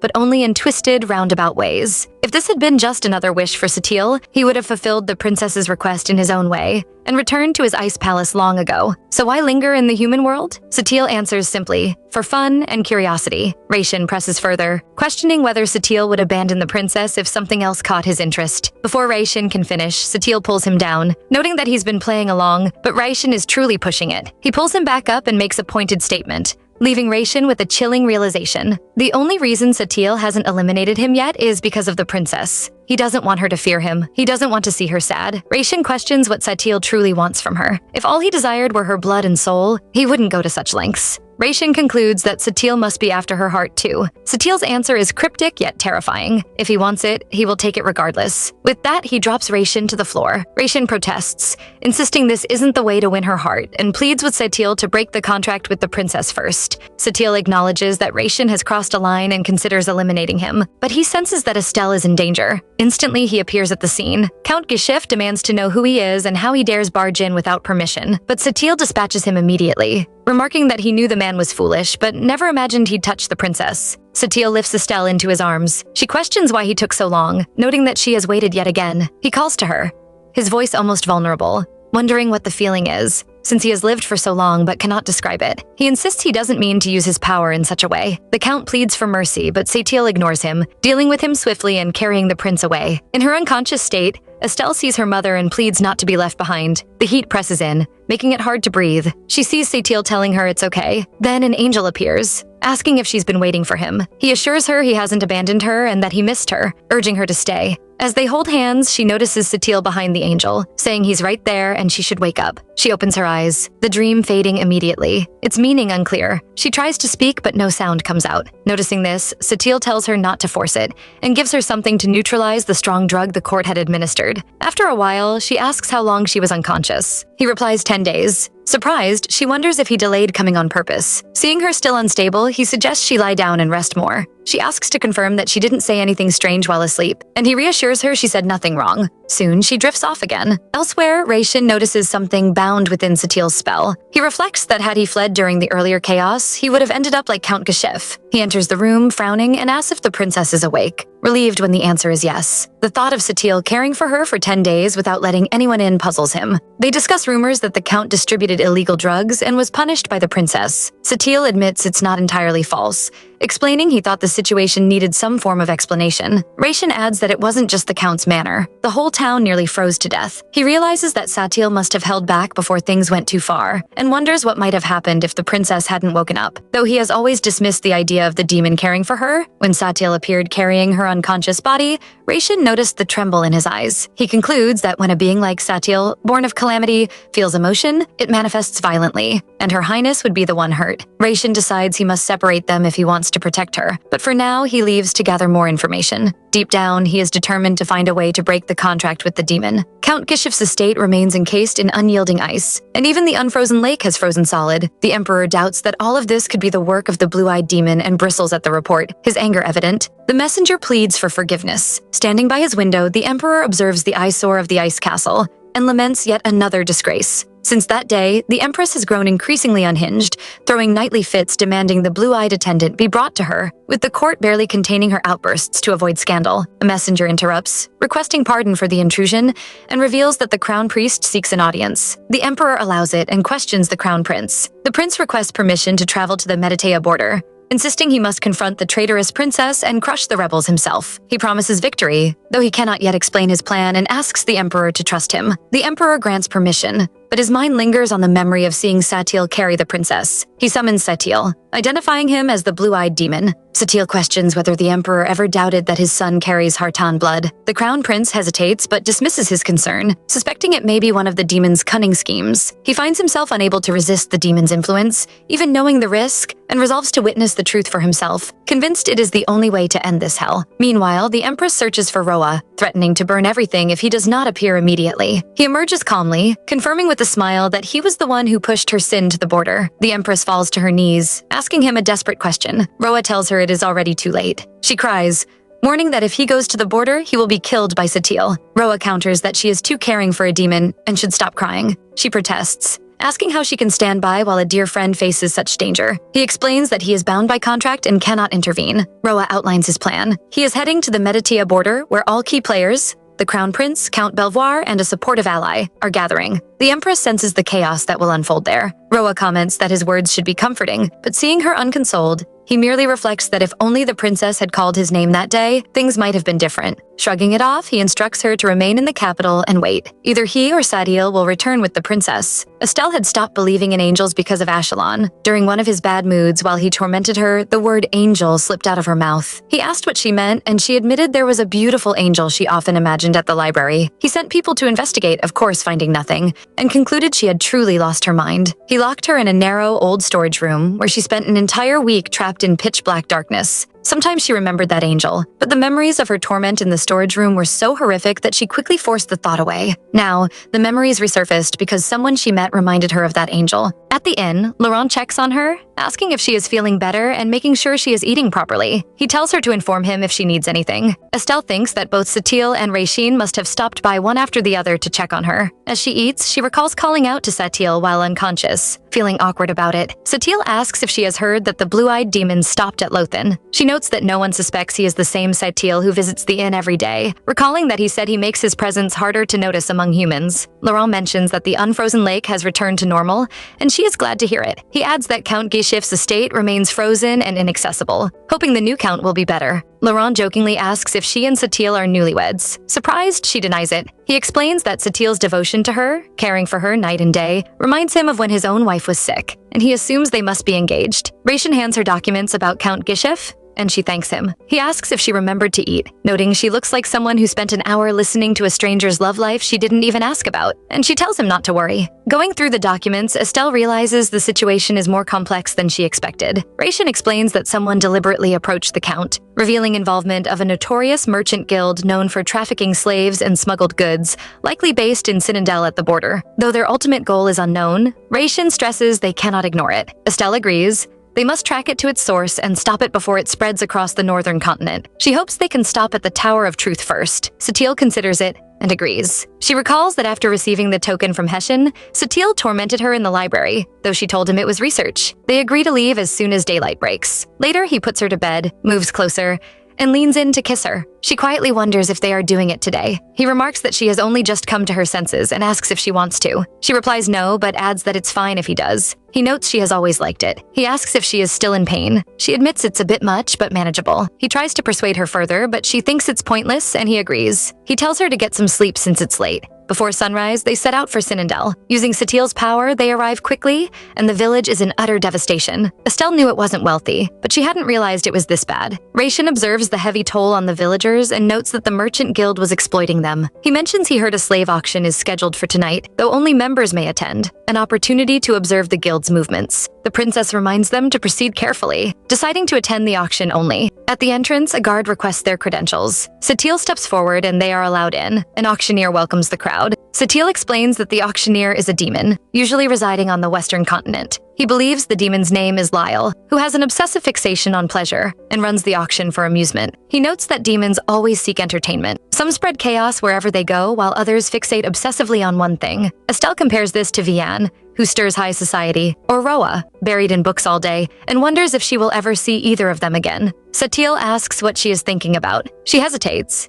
He presses, and she admits it is him. He remarks that she is lying more often now, but their conversation is cut short as the event captures her attention. The auctioneer announces the final item of the night, the moment everyone has been waiting for. Estelle's heart skips a beat. She recognizes the person on the stage. The demon on stage remarks that the lady he holds is a scarce find, noting how difficult it has been lately to get one's hands on a Deveris. Before they proceed, Satael asks Estelle what they should do and whether she wants to handle it her way. The original plan had been to infiltrate the auction, observe the goods, and sneak around after the event, using the chaos to their advantage, but Estelle changes her mind and orders him to free the slave. Satael is ready to follow her command. He causes an immediate stir, drawing gasps and murmurs from the crowd. The demon on stage notices and recognizes Satael, questioning if he came all this way just for the princess. Estelle wonders why he is here, and the demon smiles, saying it's his livelihood and a bit fulfilling. She tells him again to release the slave. He hesitates, noting it would cost a hefty price, and she retorts, asking if that sounded like a request. The demon laughs, admitting she has a way of shutting people up, and he understands why Satael holds her in such high regard. But he decides to back off, just this once.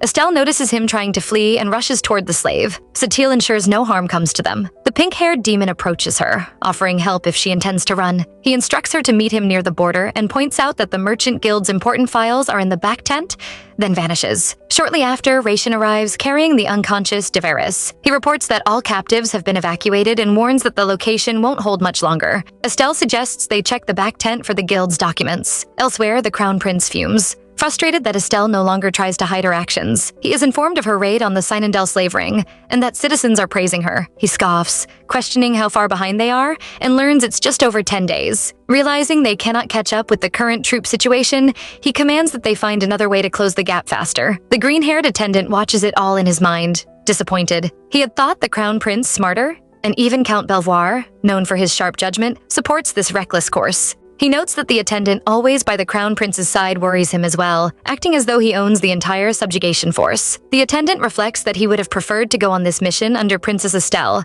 as originally planned. That night, the princess asks the girl they rescued what her name is. She replies Nemia. Estelle informs her that she too is a Devaris on her mother's side. Nemia is surprised and asks her mother's name. Estelle responds, Ilyana. Instantly, Nemia bursts into tears. Having known her mother, she asks where her mother is, and Estelle tells her she has passed away. Nemia recalls meeting Lady Ilyana as a child and remembers her kindness. She confides that the days she served the princess's mother were the happiest of her life. Holding Estelle's hand, she remarks on her strong resemblance to her mother and thanks her for saving her life. The princess smiles and says she is glad to meet her, encouraging Nemia to share any further memories of her mother. Nemia nods, saying that even talking all night wouldn't be enough. After a while, Estelle reminds her that they must soon head for the Mediteia borderlands, and that Nemia will likely return to the southern continent. Nemia asks about Estelle's pact with the demon. She replies it was made to take revenge on the Harton imperial family and to claim the throne. Nemia acknowledges that the Lord of the Ice Castle is a dangerous being, though she believes Estelle knows that better than anyone. She adds that if Lady Ilyana were still alive, she would have wished for her daughter's happiness, urging Estelle to be happy. Before leaving Satael, as planned, they head to the Tower of Truth. Raishin is awed by the tower, while the princess wonders if it might collapse, noting that it didn't look this tilted in her books. Satael comments that it looked similar 100 years ago and, since it still stands, it should be fine. Raishin mentions that every time he makes a remark like that, it feels like a greater distance grows between them, and the princess admits she feels the same. They search for the entrance. Raishin suggests planting explosives to break it down, and the princess immediately questions why he would want to bury the whole building alive. Suddenly, a door opens, and they step inside cautiously, calling out if anyone is there. Zeno appears and asks who they are. The princess explains she has come seeking the truth. The boy shows them an elevator, one of the tower's greatest inventions, which can take them directly to the top floor where Lord Hessian resides. Zeno knocks at Hessian's door, announcing that he has a guest. The princess steps forward, greeting Hessian. Surprised, he returns her greeting, and she hopes she hasn't troubled him by coming unannounced. He tells her that he had given her the token and had been waiting for the day she might visit. Then he asks about the people she brought with her. Immediately, Satael reveals his face, startling both Hessian and Zeno. Estelle notes to herself that Satael hadn't seemed pleased the day he gave her the token. She requests to speak with Hessian and Zeno privately. Hessian stares into her face and replies, "As you wish." They guide her inside, and Hessian informs her of a confidential letter from His Majesty the Emperor regarding the blood ceremony, the ritual used to reveal the ruler's children. She wonders why, as the chance of her father having children other than herself and the crown prince is slim. Could it be for the crown prince? Hessian then mentions that before the departure ceremony, Satael's attendant had asked him about it, leaving her to wonder why he didn't mention it earlier. Hessian apologizes for troubling her, having just met after so long, and she is grateful he told her. He offers to postpone the blood ceremony as long as possible, allowing her to decide when to hold it, promising to help her prepare it. He also assures her that her visit to the tower will remain secret and suggests she rest there for a few days. She thanks him and requests to see any research materials on the strange creatures of Meditea. Surprised, Hessian initially keeps silent, then explains that the borderlands have long suffered from these creatures, and she is the first to show interest in studying them. No one else has cared or listened. She admits she cannot promise to solve everything, but vows to move things toward a better path. Hessian thanks her and asks if she is all right. She reflects that she has acted foolishly, summoning a demon, risking her life, making a contract, and using him as a tool for vengeance against the imperial family. Worse, she feels herself drawn to the sword in her hand, even knowing that one day its blade might point at her. Hessian reassures her that she is wiser than anyone he has ever met, though she quietly thinks otherwise. She requests that Hessian show her around, and he agrees. He takes her to a gathering of scholars. She asks them to share research on the constant suffering of the borderlands caused by Meditea's strange creatures. One man claiming to be the foremost expert on Meditea calls her request a lie, while another prepares to speak, but Hessian silences them. He announces that an academic conference on Meditea will be held in 3 days and dismisses the group, instructing Zeno to guide her. As Zeno leads her, he explains that acquiring the creatures for study is extremely difficult. While some are dangerous, many safeguards are in place. Suddenly, a creature cries out for help, and Estelle freezes, staring at it. Zeno cautions her to be careful. The creature moves closer, but relaxes as she gently touches it. She asks it to enter the left room, and it obeys immediately. Those watching whisper among themselves, astonished. Never had they seen a Meditea creature show such affection or act so obedient toward a human. The princess wonders if it's because she is a Deveress. She recalls the history. The Deveress once lived in the southern deserts, but when the northern continent invaded, their homeland was destroyed and their people scattered, some even crossing into the north. To reach the northern continent, they must pass through Meditea. Perhaps the creatures of Meditea recognize the Deveress not as ordinary humans but as kin, treating them with trust and respect. She considers that maybe the Deveress could safely traverse Meditea, a land no one else dares enter. She asks Zeno to bring Raishin. When he arrives, he questions if she approached the creature herself. She shakes her head, and Zeno explains that it had shrunk back like a frightened mouse when she stepped forward. Raishin notes that news of her heroic act has already spread through the town. As he moves closer, the creature obeys him too, though it seems to favor the princess. She wonders if this could help revive the Deveress in Meditea. He presses her on how she means, and she explains that if the Deveress still reside there, they could guide travelers safely, but it would be difficult. They would have to enter Meditea themselves, though he points out that she may be the only one capable of accomplishing it. Afterward, Zeno escorts her to the best, most comfortable room in the tower. She thanks him and watches him leave, grateful for the hair color remover Zemo lent her. Curious, she wonders where Satael went. Following a path, she glimpses something stunning. Its beauty reminds her of the Milky Way.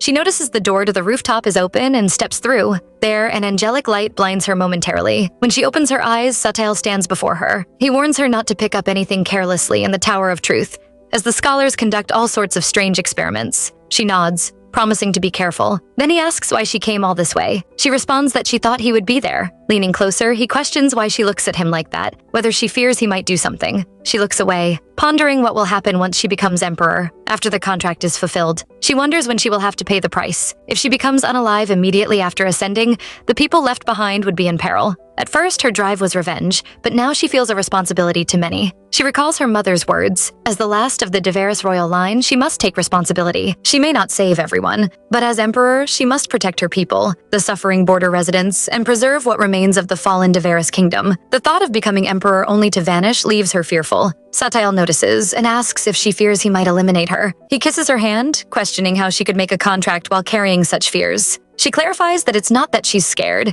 and he assures her he would never do anything she dislikes. She jokes that she must be boring to him now. He remarks that the fun has disappeared, but he promised. Then he kisses her again, asking if she feels like resisting at that moment. She denies it, and he notes that she's gotten pretty good at lying. He shrugs, saying it's fine, for now, but it won't be a lie for long. He lays her on the bed, noticing her shiver. He asks if she wants anything else and wonders aloud why humans like shiny things such as gems. She requests her feather back. He declines, teasing her to ask for something else instead. Placing his hands over her eyes, he reopens them in his angelic form. He decides to erase her memory of the feather, muttering that she shouldn't have tempted him in the first place. The next day, she enters a room bustling with scholars. Zeno explains that everyone devoted themselves to the presentation because she can communicate with the Meditea creatures. The researchers are eager to probe the knowledge the demon holds, including Lord Hessian. She laughs quietly, noting Raishin's remark that the demon isn't present. She vaguely remembers the rooftop encounter with Satael and wonders if it was just a dream. The Meditea research presentation begins. Hessian explains that Meditea, the hub connecting the 4 continents, has a unique flow of time inside and out, making approach extremely difficult. The creatures within periodically harass the borderlands. The princess asks if relocating all the border residents is an option. She is told that doing so might push the creatures deeper into the empire, and addressing the creatures themselves would improve conditions. Hessian adds that gaining cooperation is challenging, as the border residents distrust both the royal family and the empire. Suddenly, the blue-eyed demon appears in the room. He sits beside the princess. She admits she didn't expect him to be interested in something like this, and he asks lightly why not. Their eyes meet for a brief moment, and she quickly reminds herself to focus. After a while, Estelle wonders if he came to interrupt the presentation, noticing that everyone had left as soon as it ended. Raishin had looked uncomfortable staying, so they had followed Lord Hessian, but Satael surprises her by saying he came to return something she forgot, a feather. She asks where he got it, and he explains that she must have dropped the feather she received from the Meditea creature. She guesses aloud, imagining how angels might feel if they had wings. He remarks that angel wings are white, while she insists it was just an analogy. He continues, admitting he's long wondered what makes it so beautiful, noting that she even turns down jewels. To her, something pretty is simply pretty. He promises to get more for her if she wants. Estelle considers his words carefully, realizing he speaks as though he could give her anything she desires, and she reminds him of his promise, not to make her do anything she doesn't want. He affirms it without hesitation. She then asks for a little more time after she becomes emperor, first suggesting 3 years, then changing it to just 1. He questions why she values the time so much and why she cares so deeply for humans. She reflects that she will eventually become unalive, yet she wonders why he continues to act with such kindness, even inspiring her to dream of what she could do as emperor.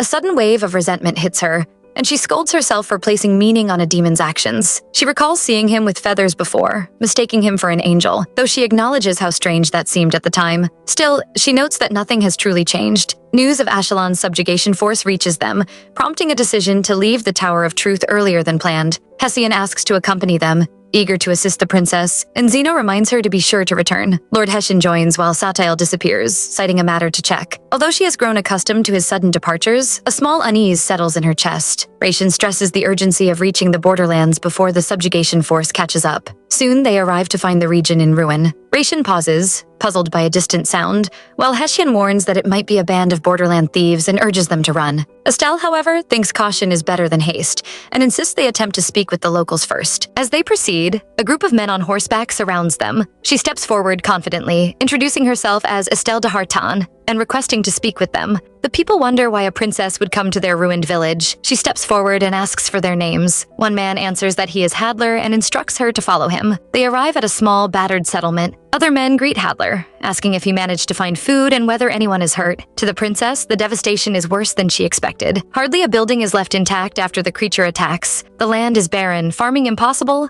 and otherworldly beasts press into the borderlands. She concludes that the villagers must be surviving by scavenging or relying on raiding parties. The locals look at the visitors with suspicion. Hadler quickly explains that they are his guests and leads them inside, offering them seats. He tells her bluntly that she should give up any dreams of being treated as royalty here. She smiles and notes that she has no such expectations. Hadler then asks what brought them to this place and explains that there is practically nothing left to eat or live on. The princess inquires if he has heard anything about the rumored rebellion in the borderlands. Hadler shakes his head, surprising her. He urges her to think rationally and questions whether she truly believes the borderlands have the strength for rebellion. It dawns on her that the imperial court had been misinformed. Hadler remarks that the rumors of rebellion were fabricated, designed to catch the crown's attention. He continues, explaining that the borderlands are currently being ravaged by a deadly plague. Victims develop red blotches across their bodies, followed by fever, wasting, and death within 2 weeks. A foreign order from across Meditia has come to aid a nearby village but has found no cure. The whispers of rebellion, he concludes, were only meant to spark royal concern. Estelle remains silent,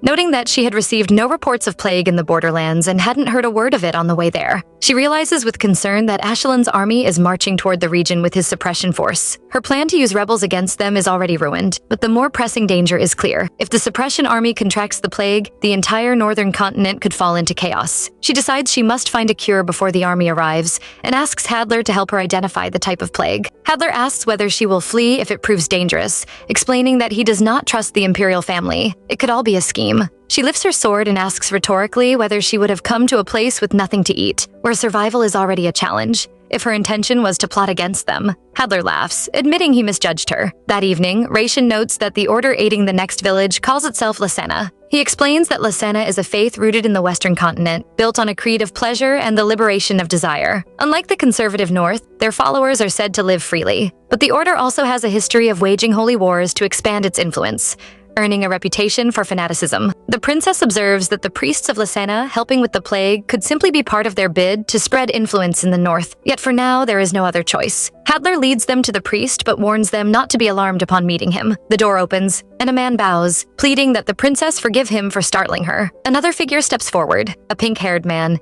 introducing himself as Azurbael Lasena, priest of the Lasena denomination. The princess instantly recognizes him as the demon she had seen in Cynandel, from the western continent. The princess notices that he looks slightly different from before. On the surface, he seems the perfect image of a cleric, but there's something in his gaze. He stares deeply into her eyes, noting the curiosity she cannot hide. Ration steps forward, cautioning him to maintain distance, and the pink-haired demon offers a quick apology. He then reveals that their order possesses a method to stop contagion. They have extras, he adds, and asks if she would like one. She frowns and questions if he isn't here to talk about the plague. He affirms, pressing a knife to his own throat to prove his point. She wonders if he disappeared before they reached the border because of Lyle. Otherwise, their meeting could hardly be mere coincidence. She requests a private moment, and the two step aside. Alone, he questions whether she intends to flee. She asks why she should trust him, when he has no reason to help. He considers her clever, noting that perhaps someone warned her not to trust a demon, or maybe she speaks from personal experience. She dismisses the warning, saying they shouldn't waste each other's time as both are busy. He laughs and accepts her words. Then he says something startling. She wouldn't know what immorality truly means as a woman. He explains that the curse of endless life is exhausting. A demon cannot die at will. That's why he searches for someone who could eliminate him, and it wasn't easy. Eventually, he found the most beautiful and powerful being on the northern continent, Satael. The princess asks how that motivates him to help her. He responds that if anyone were to harm her, Satael, bound to her, would become furious. No matter what he has done, he could never earn even a sliver of that being's attention. She reflects that his reaction makes sense. She is Satael's contractor, after all. He promises to remove the inspection troops and suppression forces, and to help her exact revenge on the imperial family. Whatever she wants, he says, he will make it happen. Then he pleads with her to allow him to go out of existence. She asks how he would do that. He explains that he will first confirm her contract with Satael. He pauses, noticing something surprising. She has contracted with Satael twice. He considers her extraordinary for having done so. She does not recall making the contract twice. The demon then reveals that Satael's power is immense. Controlling humans is trivial for him. She recalls pleading with Satael not to control her as he does with others. The demon notes that breaking the contract is possible, but difficult in the northern continent because everything there is under Satael's will. However, crossing to the western continent might allow it. He suggests that she escape with him to the west. Only then could they both be free. After their conversation, they find a place to stay. Ration notices something unusual and questions her, but she denies it. She admits only that she is a little tired, and he allows her to rest. She asks for confirmation that he is truly her knight, then requests that he reveal the thumric the western demon used. She also wants to know if Ration has ever loved her. He answers that when rumors claimed the crown prince sought a Deveris to cure his illness, he revealed himself as Deveris to the crown prince. The crown then began tracing Deveris, and Ration feared they might discover the princess's identity. From that moment, he decided to serve her as her master, to protect her.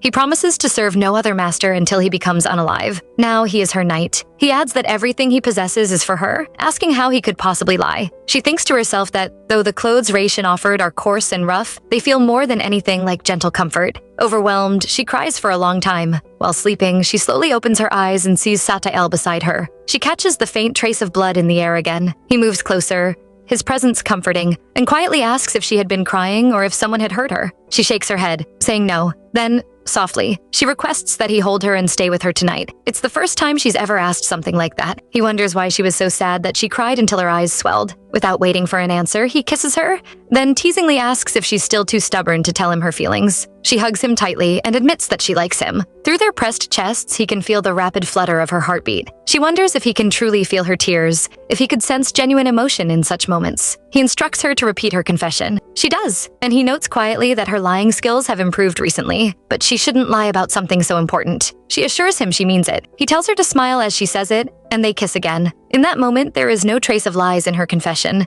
It feels sincere, fragile, and perhaps it might be the last time she can say it freely. The next morning, he is gone again. Ration knocks on the door and she invites him in. He asks if she is all right. She hesitates, then asks if he will blame her. He replies gently, asking how he could, no matter what choice she makes, even if she were to abandon everything and run away. He assures her that he would follow. She takes a deep breath and finally confesses. She is going to break the contract with the demon. She discusses their plan with the pink-haired demon. He notes that the ice castle is the source of Satael's power. The further he is from it, the weaker he becomes. As long as they can reach the western continent, they will be beyond his reach. The demon suggests using the subjugation force to divert attention and create their escape window. She agrees, noting it's not a bad idea. He responds that he's glad to have met her and admits that playing the role of a priest doesn't suit him. It was difficult. At that moment, Hadler knocks and asks if he could come in briefly. He reports that the treatment the priest shared seems to be working. The demon notes that he has kept his promise. Now it is the princess's turn to act. The crown prince and Lyle arrive with the same goal. They hand over the cure being developed by the denomination, and together they decide to cross to the western continent. The demon even asks if they should eliminate all the Harton people before leaving, but she refuses, insisting that it is something she must resolve with her own hands. The imperial family is already half ruined. The imperial palace was partially destroyed by the ice castle, and imperial authority has collapsed entirely. She feels a twinge of regret that she won't witness the destruction herself, but leaving the northern continent is her immediate priority. She recalls Satael's words that he wouldn't do anything she dislikes, and decides to think of something else, trying to push thoughts of him aside. She reminds herself that though she's never been to the western continent, books describe its climate as mild. Soon, she sees Satael and senses the faint smell of blood again. He asks if she has been waiting for him, and she admits it's something she needs his help with. He wonders if he should listen, noting that she's been acting differently lately. She requests that he hold back the subjugation force briefly. If the plague spreads to them, it could be disastrous. He remains silent, so she adds that if it's too difficult, she can handle it herself. She explains that she plans to request a negotiation with Ashelon as an excuse to delay the troops. He asks if she wants to see the crown prince again,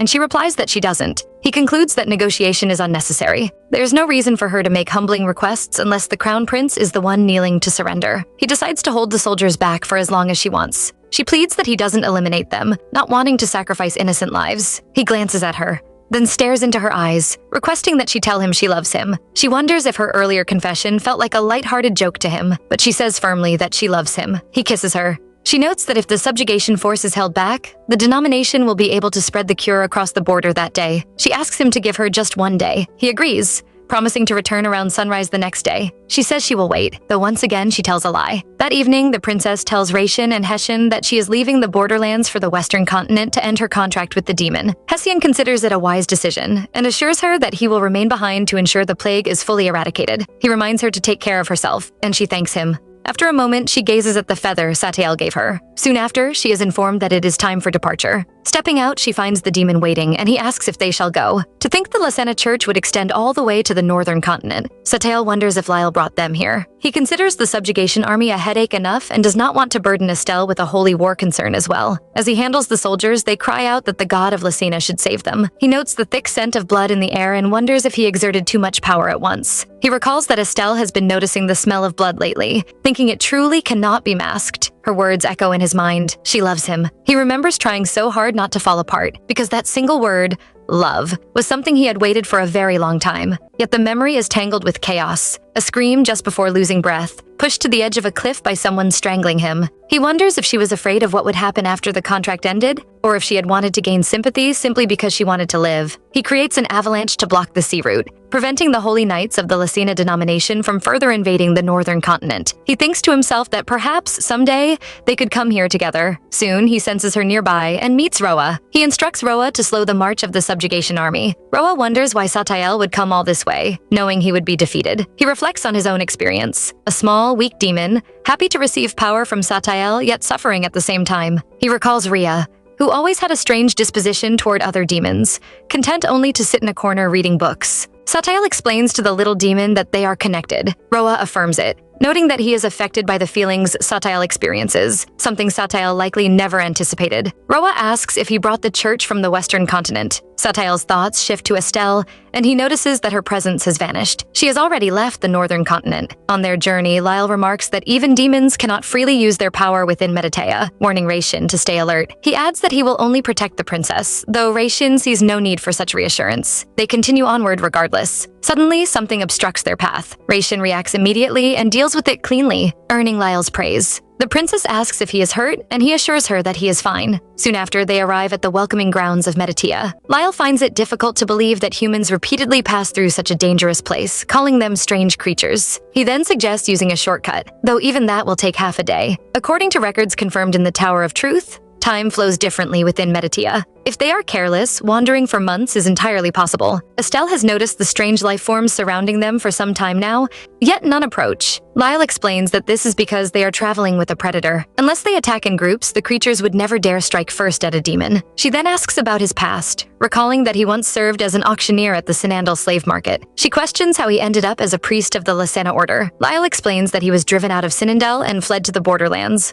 only to find there was nowhere suitable to stay. He admits that he never realized how deep the people's poverty ran. Eventually, he encountered the Lucena order and formed a contract with one of its priests by granting the man's wish. In return, Lyle devoured his soul and body, taking his place as an added benefit. The princess wonders if Vienne, the Marchioness who devoured her husband, met a similar fate. When she asks if this is how such contracts usually end, Lyle confirms that those who bargain with demons inevitably lose both soul and body, all meeting much the same conclusion. She briefly considers whether she might have ended that way herself if she had remained by Satael's side. Lyle continues, noting that multiple contracts are extremely rare. This is the first time he has witnessed such a thing, and he wonders what Satael could have taken from her in exchange. She already gave her body and soul during the first contract, leaving nothing else to offer. From a demon's perspective, there should have been no reason for a second contract, yet Satael made one anyway. She finds herself wondering what price he demanded and why, knowing it is a question she will never be able to ask. Suddenly, Lyle halts, expressing surprise at the blocked path ahead. They search for an alternative route, only to find that every passage is sealed, even the road leading to the eastern continent. Worse still, the thorn terrain seems to be slowly closing in around them. Unable to properly wield his power, Lyle suggests returning to the northern continent to find another route. He admits that he must seek out the friend who once warned him that he might meet his end there. Regret creeps into his voice as he confesses that he believed meeting the princess would finally allow his dream to come true. After being cast out by Satael, Lyle joined the Lucena order. Around that same time, someone sent a false report to the Imperial Palace claiming a rebellion had erupted in the borderlands, effectively cutting off all information from the region. Had the princess not gone there herself, the Imperial subjugation army would have contracted the plague, plunging the entire north into catastrophe. Considering Lyle's involvement in all of this, she wonders whether it can truly be dismissed as coincidence. She asks what his friend advised him to do. He answers simply, to meet her. When she asks if that friend is Roa, he confirms it. She then realizes that the spread of disease across the north and the involvement of the Lucena order were all meant to provoke Satael to die by his hand. Lyle responds that they might as well say he is merely fulfilling his friend's final request. He admits that while he never lied to her, he never told her the full truth either. She concludes that demons are all the same, utterly insufferable. Lyle protests lightly, reminding her that using their power in Meditea is difficult, and dealing with even a single human is no simple matter. Still, he makes one final request, that she order her loyal knight to eliminate him. Raishin glances at him, while the princess quietly remarks that it won't work. Without hesitation, Raishin attacks, and the man begins to fall, blood streaming down his face. He questions sharply if the princess is truly giving up on breaking the contract. She responds with quiet resolve that she would rather die than place any trust in the words of a demon. He scoffs, remarking that she will regret it. Raishin quickly urges that they must hurry, and as if responding to their determination, the path behind them suddenly opens. It feels almost as though all of Meditea itself is guiding their escape. They manage to flee successfully and realize that they have reached the southern continent. Raishin immediately questions what their next move should be, emphasizing that they must depart before Lyle catches up to them. The princess reflects silently that she had never truly trusted Lyle in the first place. Her plan was always to escape once the contract was broken. As expected, she muses, anyone who becomes entangled with demons eventually walks a path of ruin. She resolves firmly that they will continue onward to the southern continent. As they travel, she wonders aloud how much time has passed. Raishin remarks that time inside Meditea flows differently from the outside world, and in reality, it could have been over a day. Suddenly, they encounter Nemiya. She immediately recognizes both the princess and her loyal knight. Seated comfortably, Nemiya explains that she returned to the continent after wandering for some time and eventually found a home with a tribe of nomads. She has even met someone to share her life with, the successor to the chieftain of the tribe. The princess feels a genuine warmth of relief at hearing this. Nemiya thanks her, then anxiously asks if the princess is truly all right, revealing that she had heard the Lucena order from the western continent had declared a holy war on the north. She had ventured near Meditea out of concern for the princess and is visibly relieved to see her safe. The princess repeats softly, almost to herself, the words, a holy war. Nemiya continues, explaining that the Lucena order has indeed declared war against the blue-eyed demon of the north, sending holy knights continuously. Yet, due to relentless snowstorms, all sea routes are completely blocked, leaving the northern continent isolated and cut off at the moment. She also shares that she has heard the blue-eyed demon has gone mad with rage, blanketing the land in snow and ice so that no humans can survive. The princess questions what day it is and is told that it has already been 30 days. She had expected that even with the strange flow of time inside Meditea, they would have only stayed for a day or so. Nemiya adds that it seems the blue-eyed demon is actively searching for her. The princess silently considers that this must be the work of Satael. Lost in her thoughts, Raishin gently suggests that she try to get some rest. Later, in the tent, the princess finds that sleep eludes her. She desperately wants to stop thinking about Satael but cannot. She imagines him by her side and wonders what he might be doing at that very moment. Gradually, she drifts into sleep, and in her dreams, she sees him again, vivid and near. Years earlier, a knight volunteers to accompany the princess to the consecration festival in the Holy Kingdom. His superior observes that such a decision can only come from deep confidence in his own abilities, and the knight calmly affirms it. Amused, the superior briefly wonders which of them would emerge victorious in a match, but then lets slip an important detail. If the knight truly intends to escort the princess, he should have departed a full week earlier to reach the capital before her scheduled departure for the Holy Kingdom. That revelation explains how Archeligo ends up as the princess's guard. She considers his arrival reckless, noting that he reaches the capital in only 2 days without relying on a gate.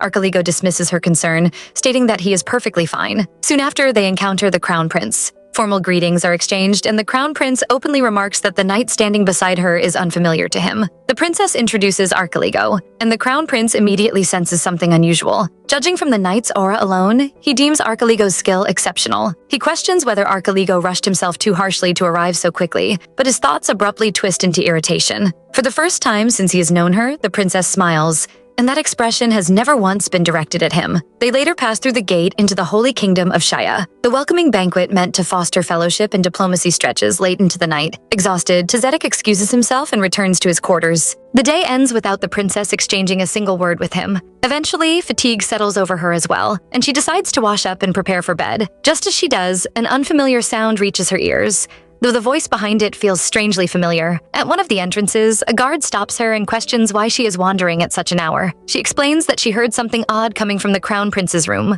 The guard insists that she must be mistaken and assures her that the crown prince is being guarded properly. Unsatisfied, she presses to see him, insisting it will only take a moment. The guard refuses. Before the situation escalates further, Archeligo intervenes and swiftly handles the guard. When the princess explains her concern, Archeligo studies her closely and asks whether she is truly worried about the crown prince. She reflects inwardly and convinces herself that her unease comes only from seeing him injured the last time, when the Duke of the South harmed him. That memory alone lingers in her mind. Accepting her explanation, Archeligo urges her to go inside. She enters the room and finds the crown prince feverish, his forehead burning with heat. Shocked, she wonders how anyone could leave him in such a condition. She asks Archeligo to bring a cloth soaked in water and gently tends to him, pressing it against his skin in an effort to cool him down. Her awareness suddenly shifts, and she wonders where she is. In this strange space, she sees the crown prince holding her. Confused, she asks herself why he would help her when she believes he dislikes her. He reveals that he has never harbored such feelings. Watching her waste away as the Empress's delicate doll has always pained him deeply. He admits that seeing her beside the Empress day after day is something he cannot endure. He confesses that he deliberately made things unbearable for her, hoping she would flee the palace on her own and never return to that suffocating place.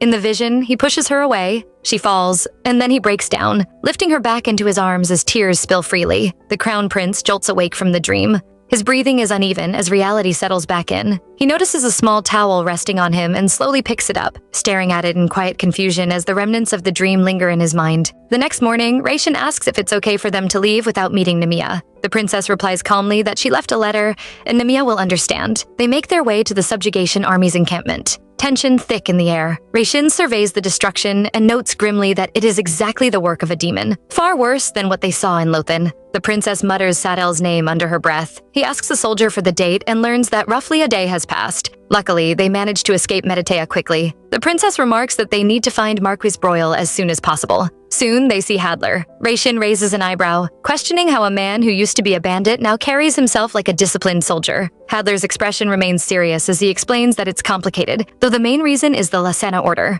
He continues, saying that after the princess left, the order tried to control the border residents in exchange for the cure. Thankfully, Heshin, with scholars from the Tower of Truth, analyzed the cure, improved it, and distributed it. Because of that, the Lasena order dragged the paladin units into the borderlands, leaving them overwhelmed and forced to flee. A sudden hailstorm and blizzard drives them wandering until they reach this encampment, where they eventually join the subjugation army. Hadler explains that Heshin went to the Tower of Truth to find a way to melt the ice. At the moment, the subjugation army is holding back the demon covering the continent in ice, but all they can do is defend. He then asks why they have returned. The princess replies simply that there is no particular reason. She just needs to come back to see something completed. Hadler suggests once again that they leave, apologizing as he urges the princess to return to the blue-eyed demon. She admits that she thought he would resent her, given that all this chaos happened because of her. He shakes his head and says the border residents were doomed anyway, but her intervention, summoning the scholars from the tower, ensured their survival. He understands her choice and remarks that if he could, he would have contracted with the demon too. All he would have wanted is simply to survive. With that, he guides them to the headquarters. There, they meet Marquis Broyle, who recognizes the princess immediately. She asks where the crown prince is. Broyle explains grimly that the prince ran away the night the demon destroyed the subjugation army camp, disappearing along with his young apprentice and Count Belvoir, leaving the army behind to save himself. He questions if she is truly royal, remarking that all this happened because of her. The princess thanks him for holding the front lines, acknowledging that if he hadn't stayed, the consequences could have been far worse. She reminds him that she has come to fulfill her responsibilities as royalty, even if belatedly, and that today they will put an end to the demon's affairs. She begins to explain her purpose. Though the demon contract will end, the ice itself does not disappear. Suddenly, something interrupts. Raishin reacts instantly, trying to remove the threat, but Hadler warns them that the structure is collapsing and they need to run. Soldiers rush past, shouting that the demon has arrived. The princess's eyes widen as she spots Satael and immediately dashes toward him. Raishin calls out, but she continues without hesitation. Her foot catches on a stone and she stumbles, but Satael catches her effortlessly. He notes that he almost froze her as well,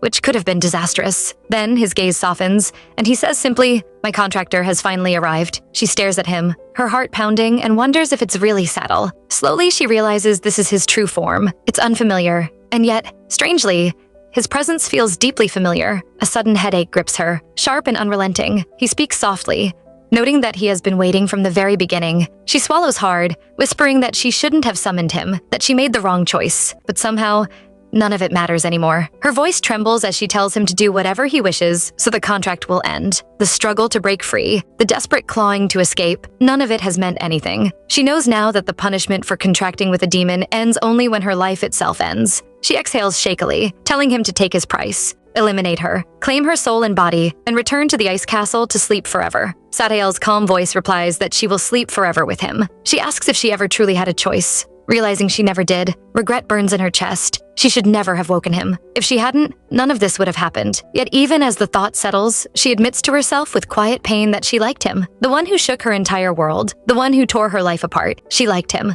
Meeting him had been the worst thing that ever happened to her. He murmurs that he didn't want to see her cry, and dizziness washes over her. Her vision begins to blur. From a distance, Raishin and Hadler watch silently, powerless. Satael lifts her into the ice castle effortlessly. She opens her eyes, staring in awe. It's too beautiful, too serene for this to be hell. Her body refuses to move, and she feels the strange, helpless sensation of being trapped inside herself. He sets her gently onto a seat, and soft blue flowers bloom around her hair. He tells her she's beautiful. She asks when he will claim her, and he tilts his head, questioning how he could, before assuring her not to worry. She will be happy too. Her heart feels as if it's freezing, her limbs heavy, but despite the helplessness, a warmth begins to bloom inside. He hugs her tightly and promises to cherish her, vowing that they will stay together forever. Confusion wells within her. Why had she been angry? The sensation is too profound, too tender to resist. Happiness rises from deep inside her chest, overwhelming and gentle. She leans into him, lips brushing his, and finally whispers the truth that had been buried in her heart. She loves him. He requests that she assures him she loves him. She does, her voice trembling as she promises it, whispering until her throat aches. Yet somehow it only seems to make him thirstier, his gaze fixed on her like fire. She sits up, and he leans down, pressing his lips to hers. His face remains expressionless, but she catches the unbearable sadness in his eyes. Shivering, she whispers her affection even more insistently, trying to reach him through the weight of his sorrow. He pulls her down onto the seat, his hands firm but gentle, and questions whether she hates him. She shakes her head, murmuring that she does not. He whispers back that he is horrifying her, but she denies it, her voice soft yet unwavering. One day, an overwhelming, unexplainable urge surges through her. She screams, the sound tearing from her throat as tears stream down her face. She claws and hits at Satael, blind with emotion, not knowing why the pain and release feel inseparable. He moves to calm her, his voice low, urging her to look at him. Gradually, the tension drains and a fragile sense of relief settles over her. But when she glances at him, her heart clenches. He looks worse than she does. She notices the strange, cruel disparity. She is happy, but he suffers. Her voice falters as she asks if it hurts. He nods, a quiet confirmation that twists her chest. She wakes abruptly, the remnants of a terrible nightmare clinging to her. Her body feels sick, her skull splitting with a merciless headache. Fragments of memory rise like shards, jagged and sharp. She recalls telling Satael to take his price, how he dragged her to the ice castle, and how he controlled her mind. Panic flares. She knows that if she loses focus, he will seize her consciousness again, reducing her to a puppet. Determined, she shifts her gaze to a piece of ice nearby, gripping it tightly. Satael's presence looms immediately, his voice calm but sharp as he asks what she thinks she is doing. She wonders why he is angry, but before she can think further, she pierces herself with the piece of ice. Pain explodes through her body, and dizziness sweeps over her like a tidal wave. Satael immediately carries her, his movements strong and unyielding. When she awakens, he gazes down at her with an unreadable expression. He asks if she hates him, if she would rather die. Her voice trembles as she responds that she did it to keep from losing her mind. Deep inside, she just wants everything to melt away, to rest at last. She asks, almost pleading, if he cannot simply eliminate her. She cannot endure this existence, trapped between fear and desire. He remarks quietly that he is making her miserable, and perhaps he was never meant to be an angel anyway. He admits he is no good at protecting her. Then he requests firmly that she assures him she loves him. Her heart races as she nods. He leans closer, voice low, and tells her this is her last chance to run from him. He kisses her, gentle but overwhelming, and whispers that he will break the contract and give her freedom. She blinks, astonished. He smiles faintly and remarks that she is learning well, that she should doubt everything a demon says. But this time she can believe him. With deliberate care, he removes the chains binding her body. He explains that the second contract was that he would make her emperor, and the price had been her soul and body. Now, he breaks the contract. Her chest rises and falls rapidly, relief and disbelief clashing inside her. He continues, speaking softly, that the first contract had been to become her guardian angel. Slowly, he changes form, shifting into a shape that feels both familiar and awe-inspiring. And then, a memory surfaces from long ago. Not long after her mother left, in a time when the loneliness felt unbearable, she had created an imaginary friend, someone to stay with, someone to fill the emptiness. The image returns vividly, bridging past and present, and she realizes that even then, the longing for connection has never left her. The drama is just beginning. If you want us to continue, please comment Estelle below. Until next time, ciao.